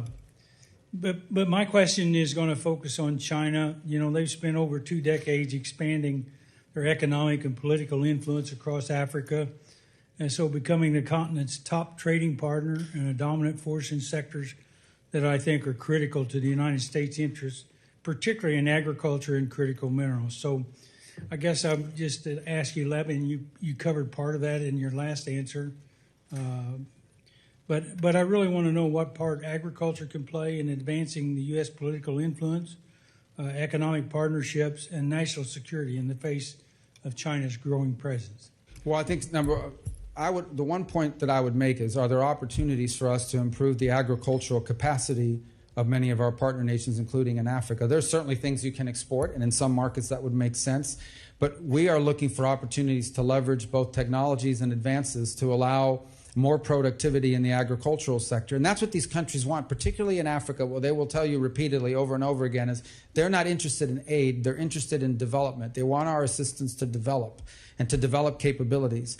And we do think that there are advances in agriculture, and it's one of the things we've worked and increasingly working with the Department of Agriculture on is how can we get some of our best practices, some of our scientific innovations that have been advanced by our agricultural sector in the United States, and provide them as perhaps in partnership with some of these nation states so that they can improve their own native homegrown agricultural capabilities. We think that would be a huge advantage to many of these countries, and many of them expressed interest in being a part of that sort of consortium. I couldn't agree with you more. I think they have the resources that I'm talking about, the land and some of the other resources that are necessary for agriculture, but they just don't have the understanding of the technology that's used in agriculture today. So, very good. So how can the restructured Department of State reassert American leadership in Africa, particularly through strategic investment? You were talking about investment early with the investment fund. So yeah. So what we would look to for our missions on the ground at the embassy level and ultimately through the regional bureau is for help us to identify, because in every particular country, the opportunity is going to look different. And so as an example, we're still engaged in the DRC Rwanda negotiations, and our hope to we've gotten them to the table to sign a memorandum, but we hope they ultimately will cut a peace deal. But part of that is the ability to have American companies go in and in an ecologically responsible way allow the country to benefit from its mineral rights. And from its mineral wealth. And so we want to be able to do that. So embassies would identify this opportunity. They would identify this as a priority. We would empower them to pursue it and to connect them with American companies that can help in that sector. So I think that's what the restructuring is really helpful for, is it'll allow at the individual country level for our embassies and its leadership to identify the unique opportunities that exist in one country versus another country. I think in the past, this has sort of been handled as a global thing as opposed to trying to specify it down to the regional and local level. We think we're going to get better results that way because every country is unique and every sector opportunity in every country is unique. One last question. It kind of continues on in the same vein. But, as your department goes under reorganization, what steps can be taken to ensure that these programs, the research, I'm talking about research, are not only maintained but also guided by appropriate expertise, proper oversight, and a clear strategy that prioritizes measurable results and returns for U.S. taxpayers. And what I'm talking about is the investment in research and agricultural research. And I'm thinking about some of the diseases we have around the world that impact our poultry and livestock, the avian flu, the screwworm, some of that sort of thing. So we got about 46 seconds. So. Well, I think the answer to that is these programs ultimately have to be judged by the outcomes and by what they're producing. We have to, every single year, you have to ensure that the dollar you're investing is having a return on it. And if a program goes a couple years, it may have a beautiful title, it may sound really noble, but it's not producing a result or an outcome for you, not just in the agricultural space, but in any space. We have to walk away from the program, no matter what it's titled. We have a lot of programs that have great titles, but have not resulted in any measurable positive outcome for 20 years. Thank you very much. I couldn't agree with you more. Chair now recognizes Representative Moskowitz. Thank you, Mr. Chairman. First, let me extend my condolences to the Connolly family. Jerry's wit will be missed in this Congress. And so in the spirit of Jerry, let me say, Mr. Secretary, that I am deeply disappointed and find your performance as the National Archivist extremely underwhelming. And just for the record, we don't get to confirm here in Congress, but if we did, I would have voted against your confirmation as the National Archivist. That vote never happened, so. I know. I want to talk about Iran for a second, okay? I'm deeply concerned about the language that I'm seeing from the isolationist wing of the party. And I've been kind of shocked that the administration seems to be tougher on Canada, Greenland, than they are on Iran. The Ayatollah insults our president. If the language coming from the Ayatollah was coming from Canada or Greenland or the EU, the president wouldn't stand for it. Yet he allows it from the Ayatollah. Is it your recommendation? I understand that you can't guarantee what Trump would or would not do, but it is your recommendation to the president that he sign no deal that allows Iran to keep enrichment? Well, here's the answer to that question is the president has made clear that Iran will never have a nuclear weapon. He's also been clear, and I think you've seen this in statements over the weekend, for example, that Ambassador Witkoff did on television and the like, that if you have an enrichment capability at any level, you are but steps away from nuclear weapons. So I think that's why the no enrichment piece is so important. Right, of course, and that was the issues that many people had with the JCPOA, is they felt that it kept the enrichment capability along with ballistic missile capability, which Iran now has, okay, a delivery system. And so what I'm trying to figure out is, there are many players in this, and I'm going to ask about those, but is it your recommendation, should the president ask of it, I assume he would, is it your recommendation to the president that he sign no deal that keeps their ability to enrich? Yeah, and he doesn't need that recommendation because he's already said that. Okay. Is it the vice president's position in your conversations with VP Vance that he also does not believe Iran should have any enrichment? Well, I'm not going to describe our conversations, but I can tell you the vice president is completely aligned with the president in his foreign policy. So that is his position then?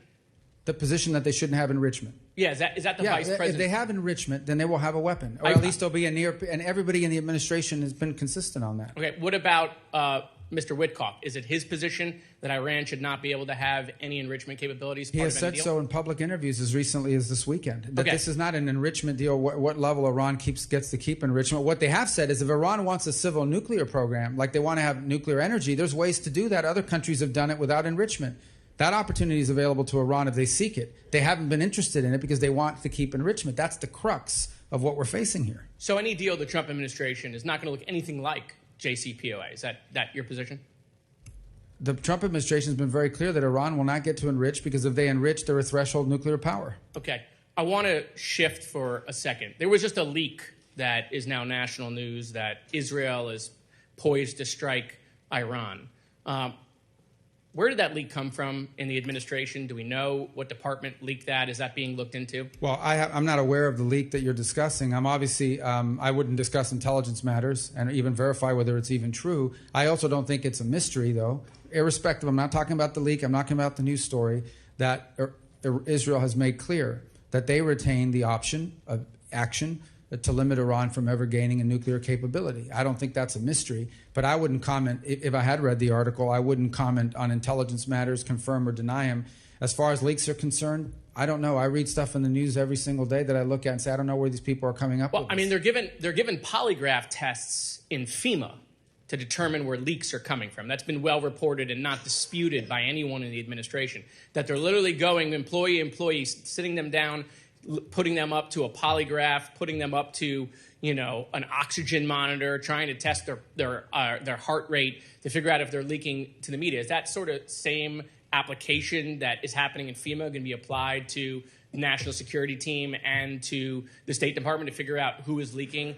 As far as I'm aware, we've not conducted any polygraph tests at the Department of State. Maybe we should, but we haven't. Okay, all right.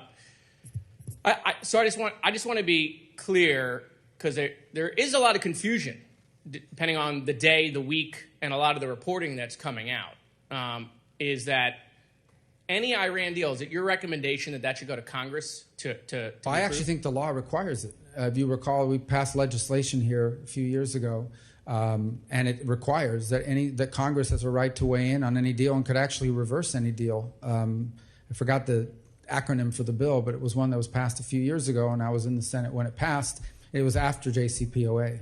Okay. Thank you, Mr. Chairman. I yield back. Chair now recognizes Representative Barr. Secretary Rubio, thank you for your leadership in refocusing American diplomacy towards the national interest, not just towards what might make us feel good and what might be actually counterproductive to the national interest in the name of humanitarian goals. Last year, the Select Committee on the Chinese Communist Party found that 5 venture capital firms funneled more than $1.9 billion into artificial intelligence companies that support China's human rights abuses or military modernization. At least another $1.2 billion went into the PRC's semiconductor industry. Recently, there was a $75 million venture capital investment into a Chinese artificial intelligence firm, Manus. Do you agree that controls on American investments or non-U.S. Investments into the Chinese military industrial complex companies are necessary to protect our national security? Yes, and I would further say that because of the military-commercial fusion in China, virtually any company that's owned and controlled under Chinese national security laws are basically extensions of the Chinese military. In February, as you well know, President Trump issued a national security memorandum titled, quote, America First Investment Policy. And that memorandum directs federal agencies to address outbound investments and targets both entities and sensitive technologies. My bill, the Fight China Act, which I introduced with Senator Cornyn, aligns with this memorandum. And this legislation builds upon my legislation in previous Congresses that authorized OFAC to impose SDN sanctions on CMIC companies. Do you agree that this new bill that Senator Cornyn and I introduced that has an approach that not only authorizes sanctions on the Treasury CMIC list, but that also restricts investment into these clearly identified sensitive technologies, that having that supplement to legislation is important to get at these non-listed projects in China?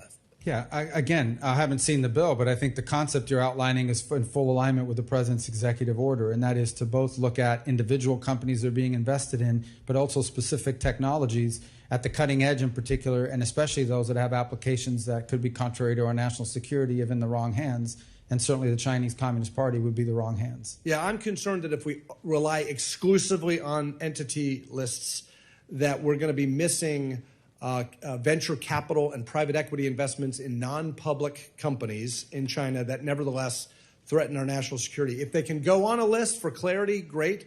And I want a red light, green light approach to provide the private sector with clarity and certainty. But I do think we're under-inclusive if we just rely on publicly traded entities on these lists. Let me ask you a question about the border work, Secretary Rubio. How is it, obviously you've had great success. Border crossings are down by 95%, 65,000 dangerous illegal immigrants, including 2,288 gang members from Tren de Aragua, MS-13 and other gangs have been arrested. How is it that after only 4 months in office, we've seen President Trump retake operational control of the border and return these criminal migrants to their countries of origins when the previous administration told the American people time and time again, we had to have comprehensive bipartisan immigration reform? Their hands were tied. Because under the previous administration, it was abundantly clear that if you got into this country, your chances of being able to stay were very high, whether you got in illegally or legally. Under the current administration, it's clear that if you get into this country unlawfully, you're going to be removed the way the law requires. It's entirely incentive-based. And the truth of the matter is what we faced over the last few years is not illegal immigration. We've had illegal immigration throughout our history, and every country in the world faces it. What we've had is mass migration. We've had it here, we've had it in Europe, but we've had it here, a mass migration event, which is dangerous and frankly nothing humanitarian about mass migration for the migrants who are often abused along the way. And so the message has gotten out that we're no longer going to allow you to stay if you enter illegally through some legal maneuver. Once you arrive here, you say magic words, you immediately kick off the asylum process, and you're going to get to stay for an indeterminate period of time. And once it became clear that that was no longer the case, the incentive to come was dramatically reduced. And as a result, you've seen the border crossing numbers, which have given us the most secure border in our lifetime. Well, it's pretty clear that it wasn't legislation we needed. We needed a new commander-in-chief and a new Secretary of State, and we appreciate and applaud the great work that you all have done. My time has expired, so I will yield back. Chair recognizes Representative Jackson. Thank you so much, and we acknowledge that we miss our dear colleague, Conley. Thank him for his years of service. Mr. Speaker, it was 39 years ago. Here in Washington, D.C., I was arrested while protesting against the apartheid government in South Africa's white minority that had a non-minority white, for the greater part of the latter half of the 20th century, held captive, if you will, in bondage, which sanctioned racial segregation and political and economic discrimination against its black citizens. I believe your policies on South Africa at this point in your career are wrong, precisely because either you do not understand the history of the country or you have grown indifferent, and I beg that you go to your higher nature. That being said, I want to ask you about President Trump ending U.S. government support for diversity, equity, inclusion, and accessibility that promotes fairness in hiring and helps make our national security workforce the strongest it can be. In the name of advancing an anti-woke agenda, he has given himself permission to break the law, attacking congressionally mandated efforts that have enjoyed bipartisan consensus for decades. I believe not only in diversity is our strength as a country, but in fact, our workforce does not reflect our population, then it merits an inquiry into what are the impediments that are leading to that outcome. Would you agree with that latter statement, that diversity is our strength? I think unity is our strength. Okay, that well, we're a diverse nation is important. While those words, you strength. would think that they were mine, they actually are recorded from you in your Senate hearing in July of 2022. Further, do you believe that following the law is important, yes or no? We follow the law every day. Okay. Well, you wear so many hats, it must be difficult to keep track of all the laws that you have supported. But yes, you did vote in favor of the bill, and I want to read a section of the bill that you did support. It's Section 5403 of the 2022 NDAA requires that the State Department to strengthen recruitment of people belonging to underrepresented groups. I know Mr. Trump has asked you all not to say that as cabinet officials, and I hope you have the guts to tell the president on some matters he is simply wrong. Mandating outreach to universities, employees' affinity groups, and expanding paid student internships are among the actions. So I would like to know, do you stand by strengthening diversity within the ranks of the State Department? I stand by hiring the best people to do the job, irrespective of their background, the race, color, So you're going creed. against the very law that you had once supported, which I find highly contradictory and hypocritical. I hope that you would have the courage of your convictions, be the Marco Rubio, the senator that we knew, and not the Secretary of State that is now capitulating to that of a tyrant and that of Donald Trump. At this point, I would like to yield my balance of my time to that of the Honorable Sarah McBride, and I thank you so much for your time. The president was elected, as far as I recall. I've yielded my time, sir. Thank you, Representative Jackson. Thank you, Mr. Secretary, for joining us.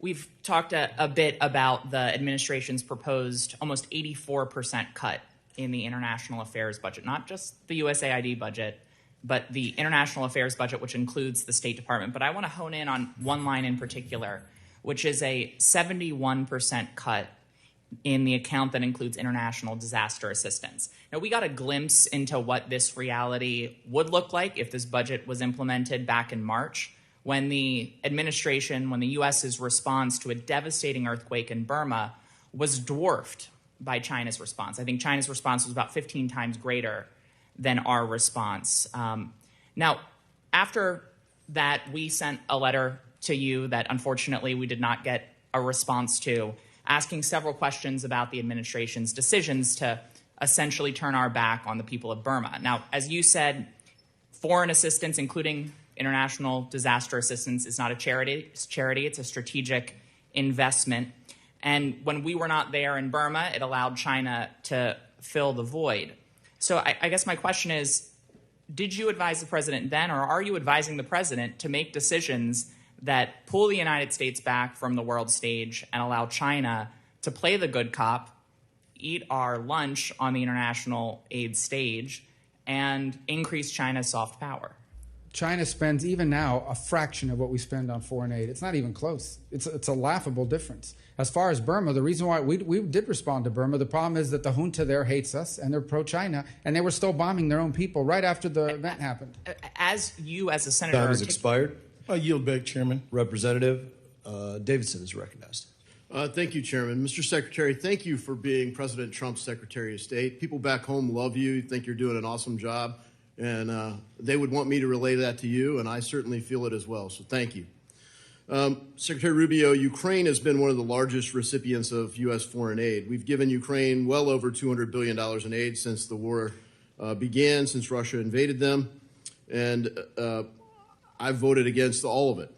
Despite Zelensky's claims that, quote, when it's said that Ukraine received $200 billion in support to the army during the war, that's not true. We received about $76 billion. It's significant aid, but it's not $200 billion. You know, Mr. Secretary, I actually am concerned that President Zelensky is right. You know, as I chair the Committee on National Security and Illicit Finance, I'm highly concerned that there's a lot of illicit finance there. Frankly, Republicans tried hard in the Senate and in the House to get a special inspector general there. But when you see things like that, there's a lot of concern. We know the previous administration wasn't following the money. Will you commit that you're following the money, and can you give us an update? Yes, obviously all of our aid is going to be analyzed. We have inspector generals. We have a particular inspector general on that account that will look at all of that spending. And if we ever identify misappropriation or movements around, then we will certainly address it. But I think the broader point, and is the one you make, is that we've provided extraordinary amounts of assistance to Ukraine, but this war now has to come to an end. There is no military solution to this war. It only ends in a negotiated settlement. And the sooner it ends, the less people are going to die, the less money is going to be spent, and the less destruction there's going to be. And that's the president's number one priority, end the war once and for all. For 3 years, no one did anything to end it, and he is doing more than anyone ever has, and he's the only one in the world that can. Now, obviously, it'll take two sides to agree to it, but the president has expended and we should be very proud that we have a president that's pursuing peace and not new wars. I introduced the Define the Mission Act when they first went to war, because normally that's what you do first. Tell me what you're trying to accomplish, and then I can tell you whether I agree with the kind of resources you're asking for. We never could pass that. We never got a clear answer from the previous administration. So thank you for leading this effort on behalf of the president to define the mission, that we will help secure a peace. And one of those big steps was a minerals deal. I want to be clear that that agreement on minerals with Ukraine doesn't include security guarantees, does it? There are no military guarantees, correct. Yeah, thank you for that. And I just want to turn now, as the founding chairman of the Greenland Caucus, to another area where we have the opportunity to talk about minerals, not just Arctic security, but Arctic opportunity, in a place where maybe it would make sense to include security guarantees. Can you give us an update on the administration's thinking about Greenland and the importance of that relationship? Well, the administration's view is twofold. Number one, we respect the sovereignty and self-determination of the people of Greenland, and whatever they decide they want to do and what direction they're going to go. And number two, that Greenland is critical to global security because of its location, its geopolitical importance.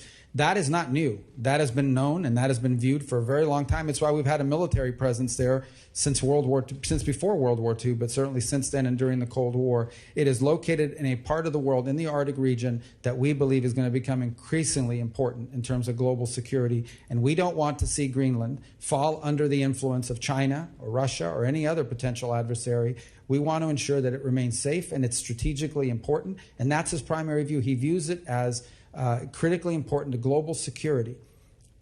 Yeah, it's well said, Mr. Secretary. Thank you for that. And our caucus would love to work with you and the State Department and whomever you designate to work with on Greenland issues in particular. We've been in touch with people there, people in Denmark, and really look forward to helping, from the legislative perspective, support the administration's objectives there. You highlight China, and they are working with Canada and the European Union to really counter what the U.S. and the administration are trying to do.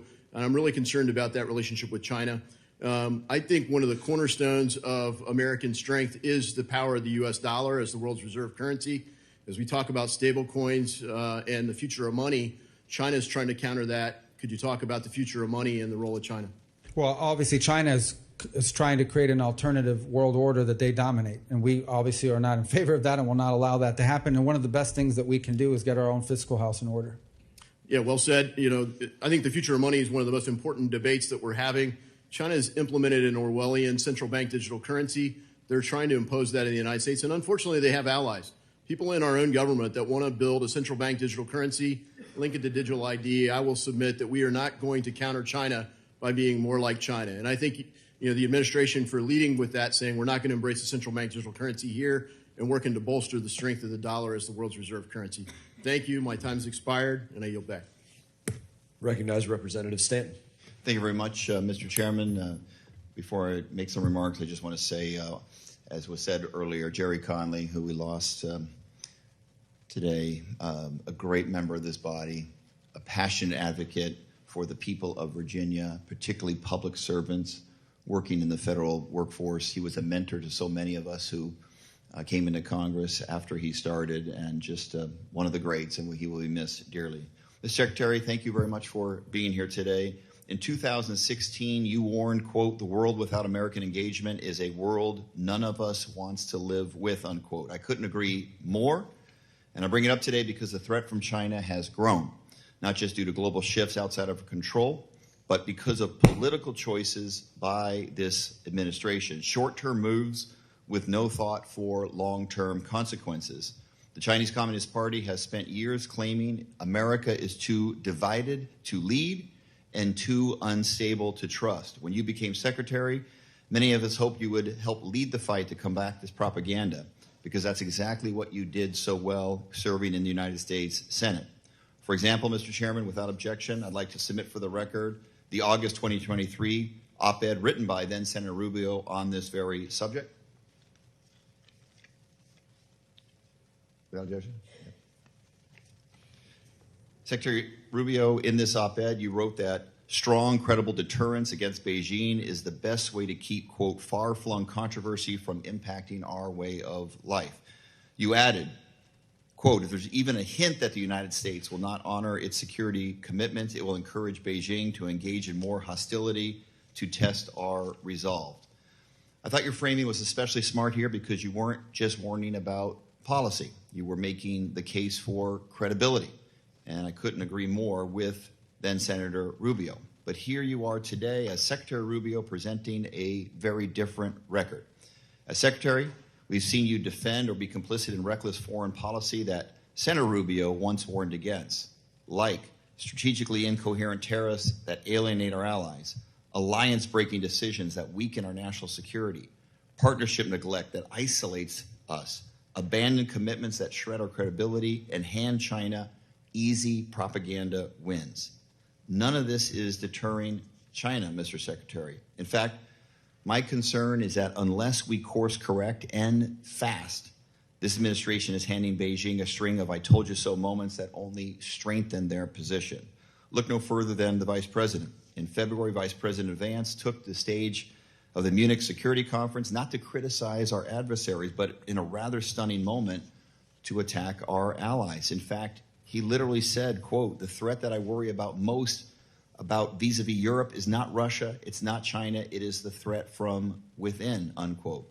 And just last month, the Ipsos global poll found that U.S. favorability fell in 26 out of 29 countries in just 6 short months. It's also the first time in the poll's history that more people now view China, not the United States, as the world's most positive influence. That's not just a perception problem, that's a strategic failure and the cost of inconsistency. Speaking of costs, these policies have also having Americans on edge as well. In Arizona, my home state, the Phoenix Sky Harbor alone, we have more than $750 million in annual exports at risk. Chip makers in Chandler in my district face increasing costs driven by the unpredictability and supply chain disruptions. At Arizona State University in my district, we rely on international students for tuition, research, and talent. They are being run off by the chaotic immigration policy that flies in the face of American values. The so-called brain drain is real, and it's tipping the balance of global innovation away from the United States. The challenge in this next century won't be fought on battlefields. It'll be the fight to shape the future, technology, trade, global trust. And if we keep turning our back on what makes America strong, we risk giving China the upper hand. I'll yield the rest of my time to Congresswoman Kamlager-Dove. Thank you, Representative Stanton. Secretary, in the few seconds I have, I just wanted to go back to something you said earlier about wanting people to stop dying. And I hope that that includes our Afghan allies, 14,000 of whom were fully vetted and were ready for relocation to the United States. But that has been stopped by this administration and by you. And these are including interpreters who are actually in the foxholes with our servicemen and women helping to keep them alive. I would hope that you would stand by our allies and reverse this ban so that we can protect our national security interests and also retain credibility that we need with our allies and partners around the world. Thank you, and I yield back. Yields back. And I think you left off your list the $100 billion Taiwan semiconductor investment into Arizona. Now I recognize Representative Lawler. Thank you, Mr. Chairman. Mr. Secretary, thank you for being here. I want to thank you for your leadership in getting Idan Alexander released last week. That is a big step forward. We still have 4 remaining American hostages being held, all of whom are deceased. I just continue to encourage you and the administration to continue to lead on that front to get them home.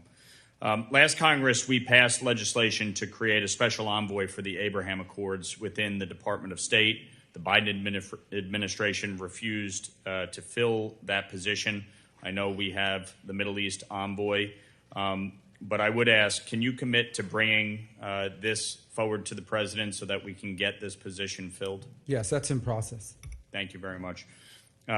Obviously, the Abraham Accords was one of the most consequential foreign policy initiatives under the first Trump administration, and prior to October 7th, I think we were making progress, but since obviously it has somewhat stalled. How critical long-term for peace do you believe it is for Saudi Arabia to normalize relations with Israel, and where do you see that in the process? Well, I think it would be a major development, one that I thought was moving in a positive direction until, as you said, October 7th. I think there's still a willingness to do it. Certain conditions are impediments, October 7th being one of them. But the Saudis have continued to express an interest, as have the Israelis, in reaching that agreement. In the meantime, we do have an Abraham Accords office that is actively working to identify a number of countries who have lined up and already, and I think we may have good news certainly before the end of this year, of a number of more countries that are willing to join that alliance. And the last point I would make is it's also critically important that we do all we can to live up to the commitments made on the part of the United States on behalf of the countries that previously joined the alliance, be it the UAE, which is part of the effort for this trip this weekend. It wasn't some of these other nefarious purposes, is to continue to strengthen the commitments that were made to the UAE as part of the Abraham Accords, but also Morocco and other countries such as this. So I think that this is important that we continue to build on it, but you start building by ensuring the countries that are already a part of it feel like our part of the bargain has been lived up to. Agreed. You were a very strong voice against the BDS movement when you were in the Senate. And as you know, there is a loophole in the current anti-boycott law that was signed by President Trump that allows intergovernmental organizations like the United Nations to pressure U.S. companies into supporting boycotts against U.S. allies like Israel. I have introduced the IGO Anti-Boycott Act to close that loophole and hold the United Nations to the same standard as foreign governments that is already in law. Would you support closing that loophole? Well, again, like any legislation, I'd want to see it, but the concept you've just outlined is one that I think the administration will be very supportive of. Appreciate it. I know my colleague, Mr. Moskowitz, touched on the Iran nuclear framework that is being negotiated. I think we can all agree that Iran should not have a nuclear weapon, and I know you and the administration are working to prevent that. So appreciate your efforts on that. Yeah, if I could respond. Iran, while they claim to never want a nuclear weapon, if you ask them, they'd say, we're not interested in a nuclear weapon. We're just interested in enrichment. The problem is that if you can enrich at any level, 3.67 or whatever, you're 80% of the way there. All that requires now is a few months or weeks of time to get to the weapons grade. It makes them a threshold nuclear power. The Iranian position is they want civil nuclear energy. And if they want civil nuclear energy, meaning they want nuclear electricity for their country, nuclear generated electricity, there is a pathway to doing that. Multiple countries around the world do it without an enrichment capability. If, on the other hand, they want an enrichment capability, then that makes them a threshold nuclear weapons power, and that's an unacceptable outcome. And that's the reason why we have a problem with what they're doing now. And it's the reason why the president is imposing maximum pressure. Every single day, increasing number of sanctions are going on. And it's the reason, by the way, why the E3, the European three, are on the verge of instituting snapback sanction provisions against them by October of this year. I want to thank you. When it comes to maximum pressure, last Congress, you and I led the SHIP Act. We passed that into law.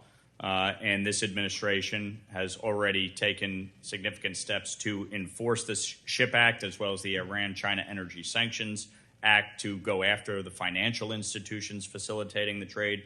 We previously, in a markup, passed the Enhanced Iran Sanctions Act to expand the authorities.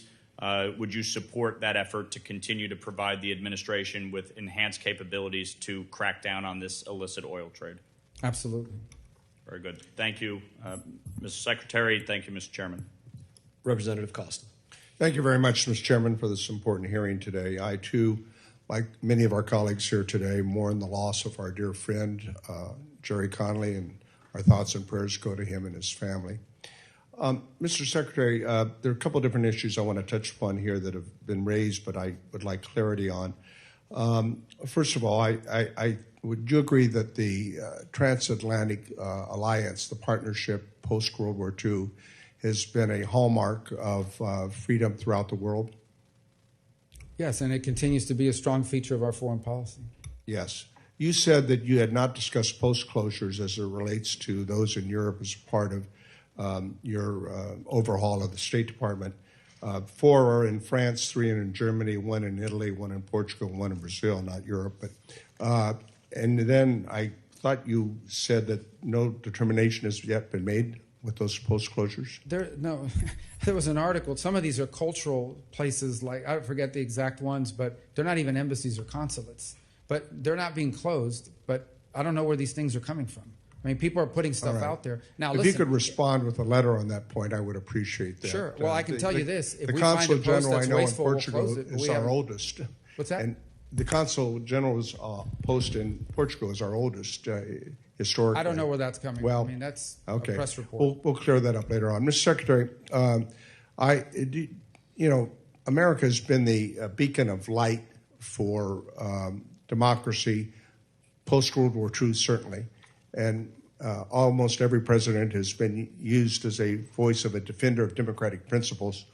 Do you agree that China and Russia are our adversaries today, along with Iran, I might add? I think both. Well, there's no doubt in the case of China seeks to replace us on the world stage as the world's most powerful country. In the case of Russia, they clearly do not support a world order in which the United States plays the role it's currently played, so they're an adversary in that front. In the case of Iran, they're a threat to regional peace. I wouldn't say they're a global threat, but they're an increasing threat. No, I understand. And I would even go further. I consider today modern-day Russia a syndicate masquerading as a country with a mob boss called Putin.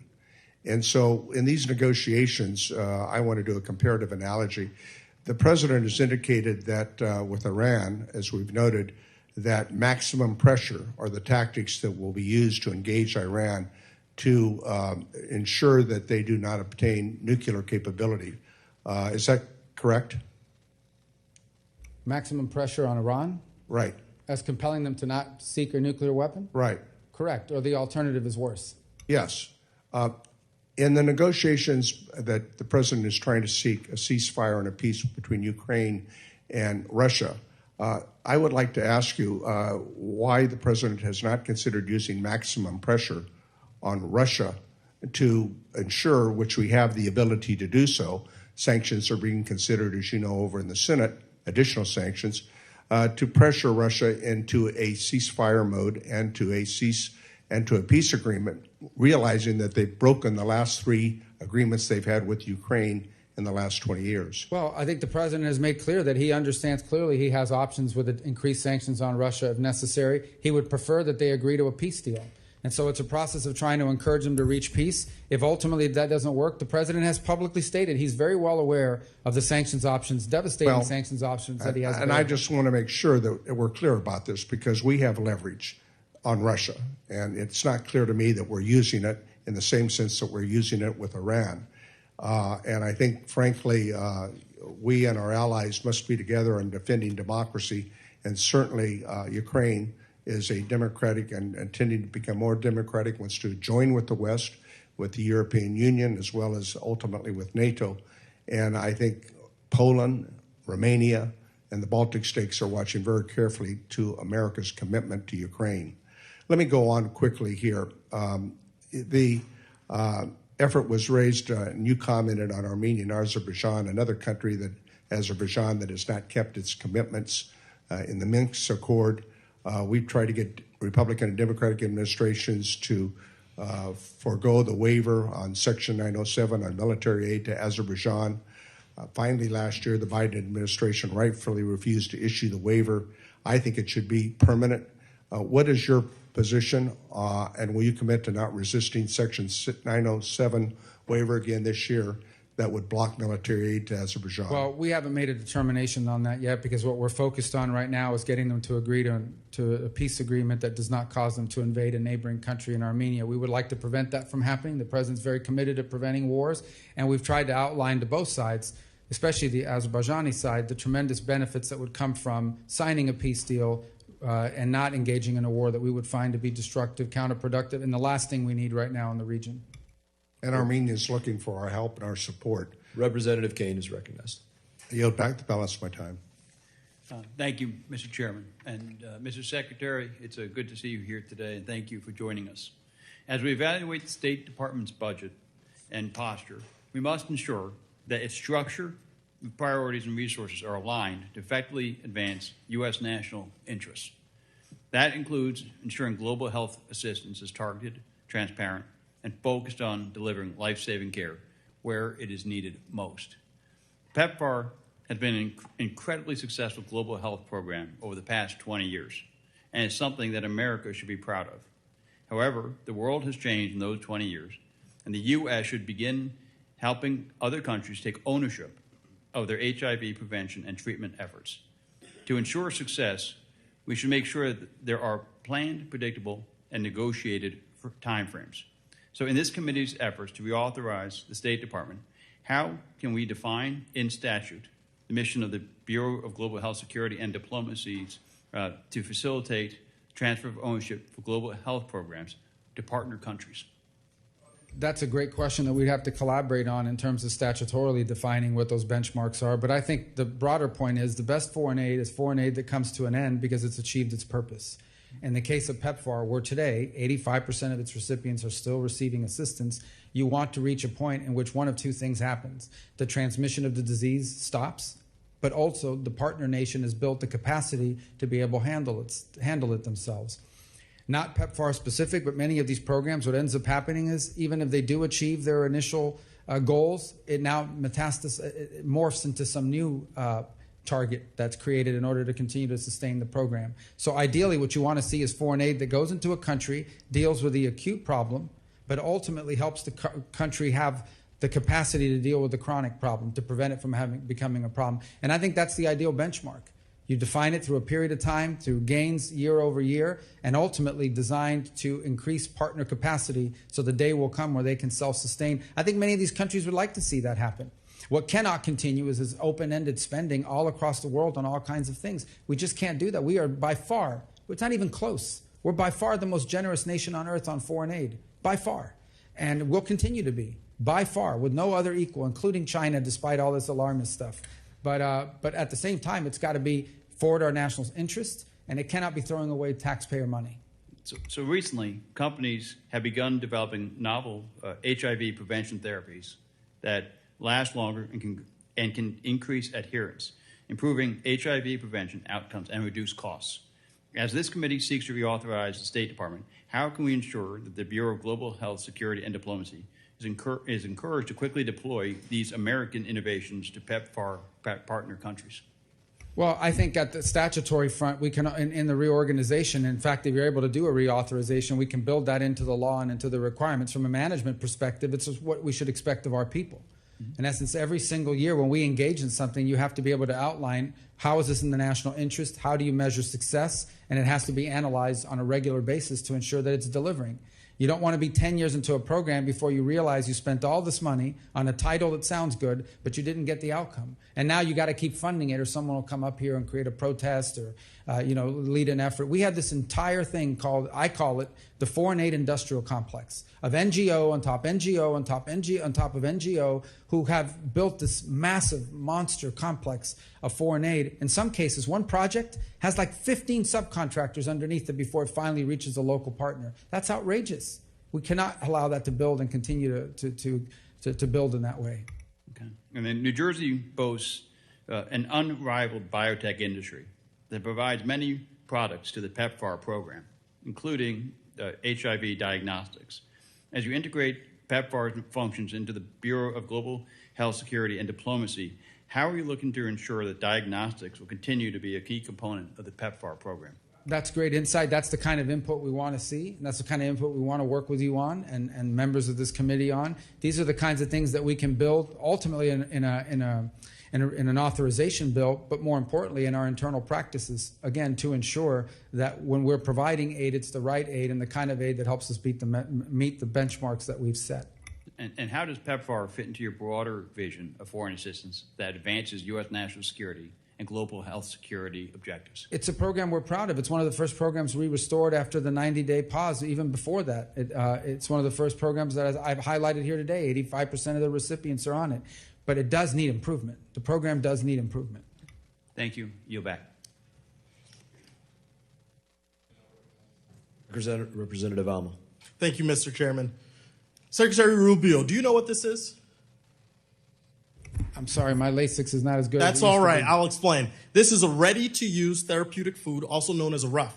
It's produced in the United States by Adesia Nutrition in Rhode Island and Manny Nutrition in Georgia from American-grown farm products. A single box that I have right here of this miracle product can save a child from dying of severe acute malnutrition in only 6 to 10 weeks. Now, since January, you have promised over and over again that foreign aid freezes will not include life-saving assistance. RUF save the lives of children who are starving around the world. Do you agree that this product is life-saving aid? It can be, yes.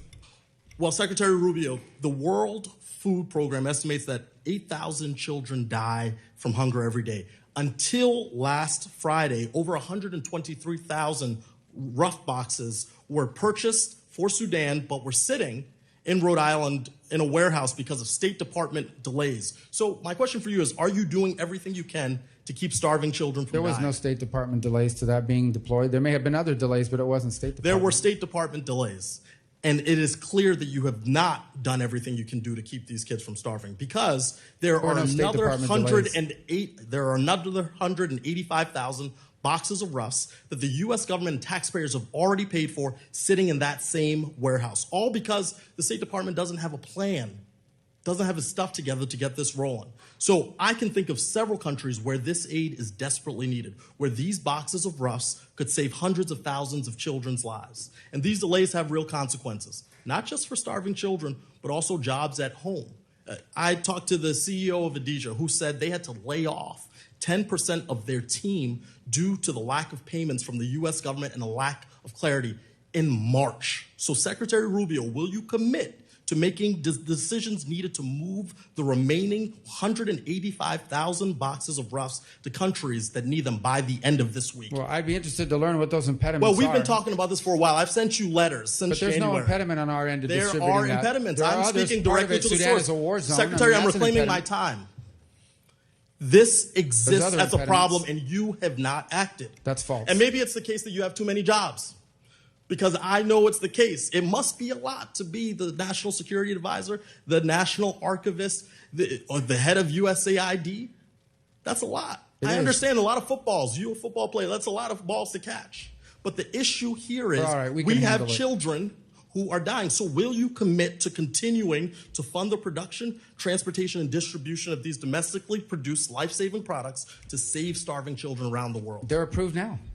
They are not moving. I just told you about 185,000 boxes in Rhode Island. I live there. And you need to figure out why they're not moving, because it isn't an impediment from us. Sir, you need to figure out. That's actually your job, sir. No, it's no impediment from the State Department. Well, Mr. Secretary, it seems like you will not make a commitment. Us. Sir, it seems like you refuse to make a commitment. We do more of that than anybody in the world, and we're going to continue to do it. We're going to continue to do food aid. We're going to do more food aid than any country on the planet times 10. Well, that's a lot of talk. But I believe those are numbers. Seeing is believing, and there is not to be seen. Those are numbers. Those are facts. We do more foreign aid. Well, I've got numbers. I've got 185,000 boxes that aren't moving. So, but the State Department doesn't move boxes. I'm going to do you a little favor. We authorize them. Mr. Secretary, I'm reclaiming my time, sir. I'm going to do you a favor. To move. Well, you ask questions you don't let anybody answer. I'm telling you, they're allowed to move. And I have a question for you, and you're compelled to answer. Why don't you take 10 seconds now to turn to your staff and say, let's get this fixed? My staff knows that this has been fixed. It hasn't been fixed. On the State Department side. You have not proven that to me. If the people who are affected, both here domestically and around the world, are not receiving this life-saving product. They are receiving it. Look, you staked your career in the Senate on supporting humanitarian aid, but now you won't make a commitment, or you're saying things have been done that haven't been done. Commitment. You've made a commitment? We do more food aid than anybody in the world. We're doing more today than anybody in the world. Secretary, I'm reclaiming my time. You are speaking in generalities. I'm talking about specifics. I'm speaking in specifics. We do more than anybody in the world, and we're doing more than anybody in the world right now at this very moment. That's hyperbole, sir, because this has been disrupted because of your freezing of aid. Who does more food aid than the United States? Sir, why are you asking me questions? My job is to ask you questions. You're the one that's claiming that Secretary, I'm reclaiming my time. Secretary, I'm reclaiming my time. This is why I'm introducing the Rubio Act. So you focus on the one job that the Senate gave you to serve as our Secretary of State, because you are clearly distracted, okay? After the last few months, I understand why President Trump has such colorful nicknames for you.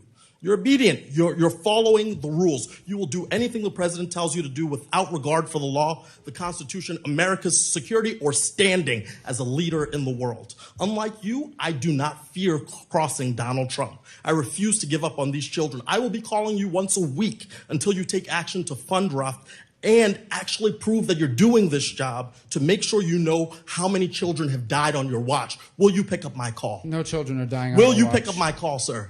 Pick up your call? When I call you to check in on your progress.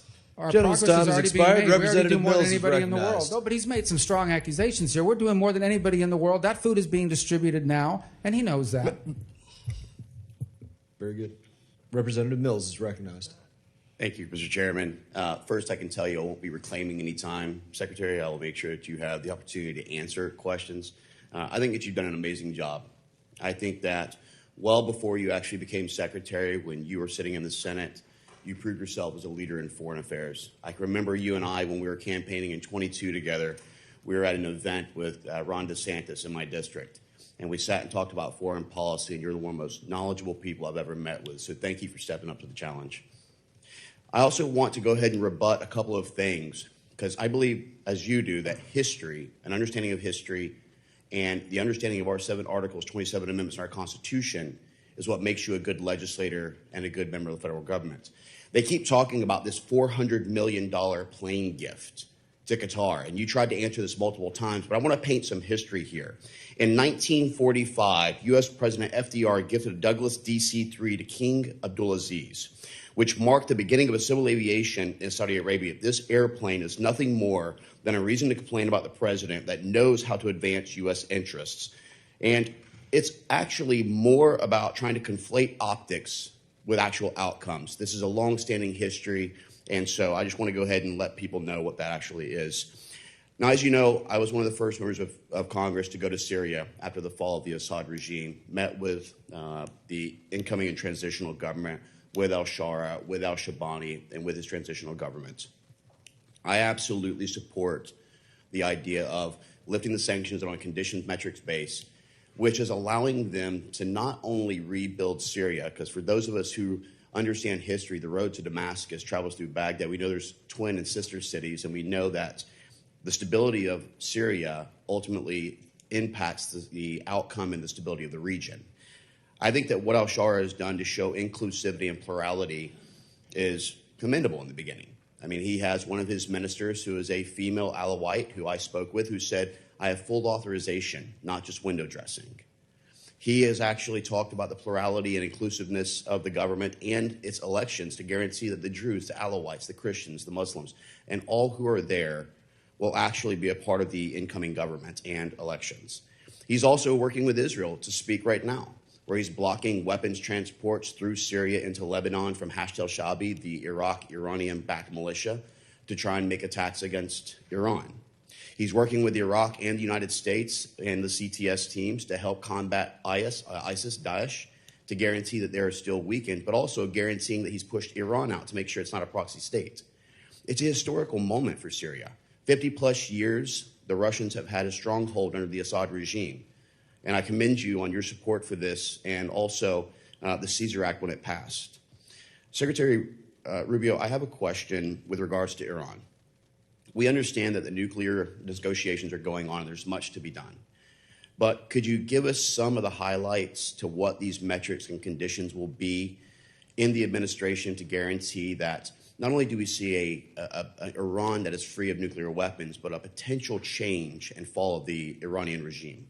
Well, anytime these negotiations are ongoing, you want to be delicate about what you say publicly because it could upend them. And obviously, I remind everybody that no matter the nature of their government, in foreign relations, the people on the other side are in politics too.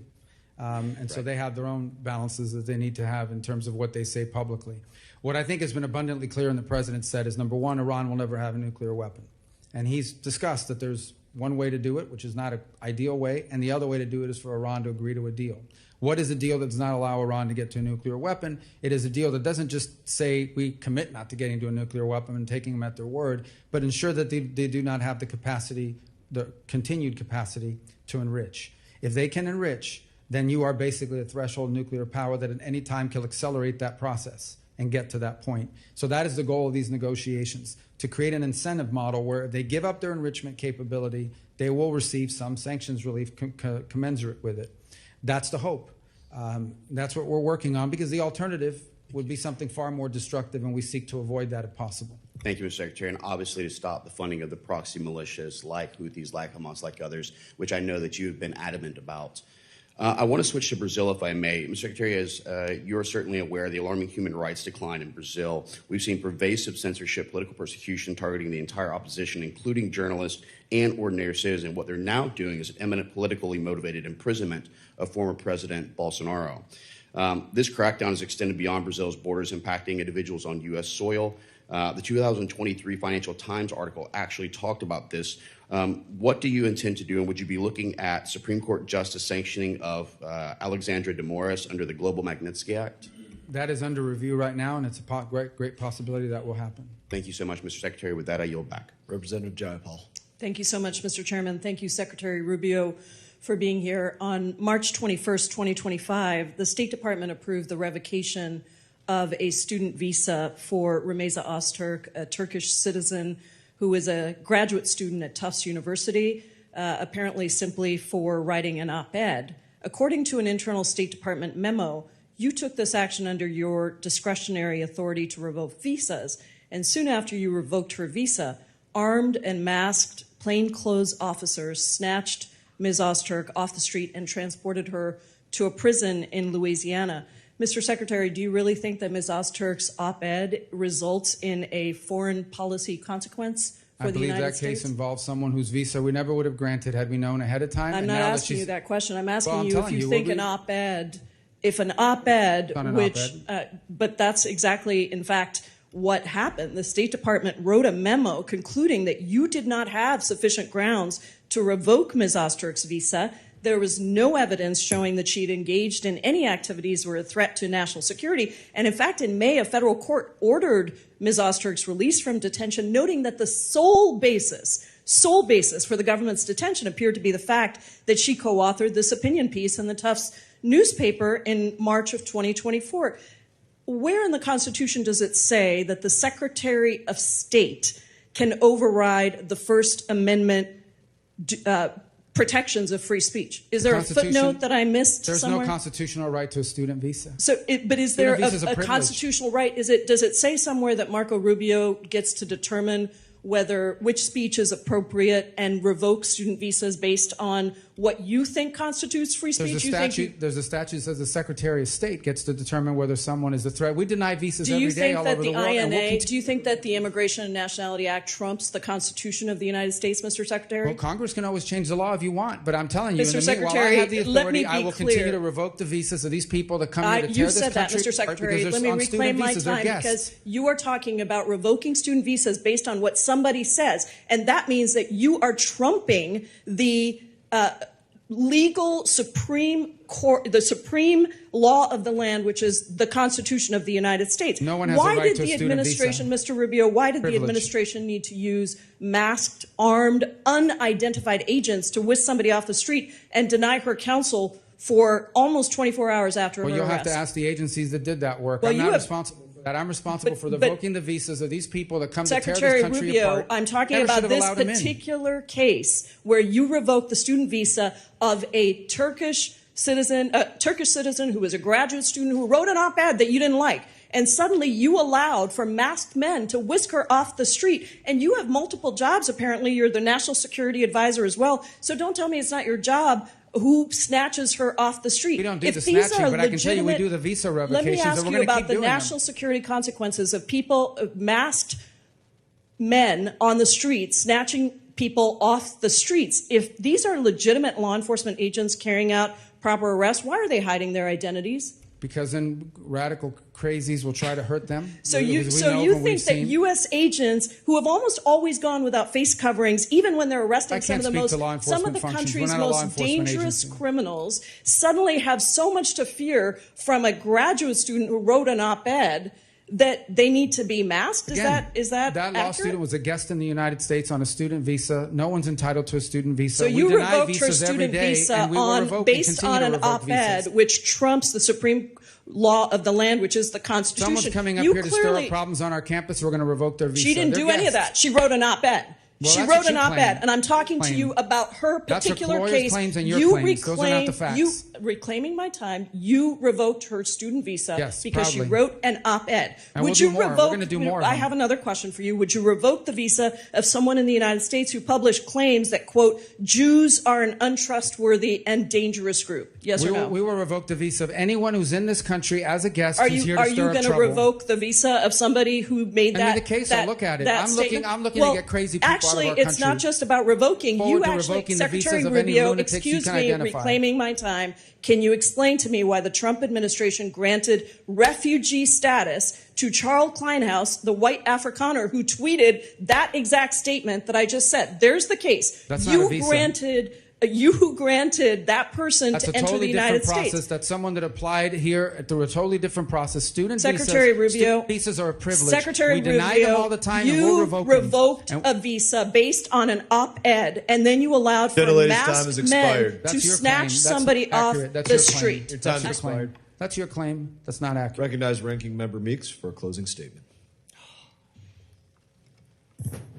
I'll be brief because this really is a sad day. But I want to, in my closing, just say thank you to the men and women of USAID who did their jobs, who have been forgotten about by this administration and this Secretary of State. You know, when you think about pathogens without passports that could kill millions, it was USAID teams. They were on the case to figure out how to strengthen lab surveillance and testing. They no longer can do that. When you think about more than a decade of gains by authoritarians and oligarchs, USAID teams were building new tools to help independent media survive and to provide insurance so anti-corruption and NGOs could fight back against specious lawsuits. They've been all wiped out, all of those organizations. When you think about the extreme weather caused by climate change that was wiping out livestock and farmland and driving the mass migration of millions, it was USAID teams were helping scientists and farmers experiment with different varieties of drought-resistant seeds while hustling up private sector partnerships to stay ahead of devastating droughts. This is who USAID was. This was the same organization that Senator Rubio was supporting and talking about when he traveled. And to come here today and to hear his remarks and not even, well, he did say one good thing. He said that he recognized that most of the people in the State Department and most of those foreign service agents were good people. They were great people. They served our country well. They deserved more than they've gotten under this administration and under your leadership as Secretary of State. And I yield back. Thank you, Mr. Secretary, for taking the time with us today. Countless times you were not given the opportunity to respond to things. I'm going to take my time for my closing statement and yield you that time to respond to anything you wish to. No, I appreciate it. Thank you for the chance to interact with all of you. And obviously, I don't agree with some of the assessments, many of the assessments that are made here today, but I'm proud of the work we're doing. We're going to give you and deliver for our country a State Department that can deliver effective foreign policy in a way that's driven from our regional bureaus. I keep going to this because it's really important. That is the treasure of our State Department, is our regional bureaus and our embassies. That's where the action needs to be, and that's where it needs to happen. That's where the best ideas are coming from. The ranking member in his closing remarks said most of the people are good people. They are. They're even some of the people that lost their jobs. We didn't fire them because they were bad people. We fired them because their function was no longer needed.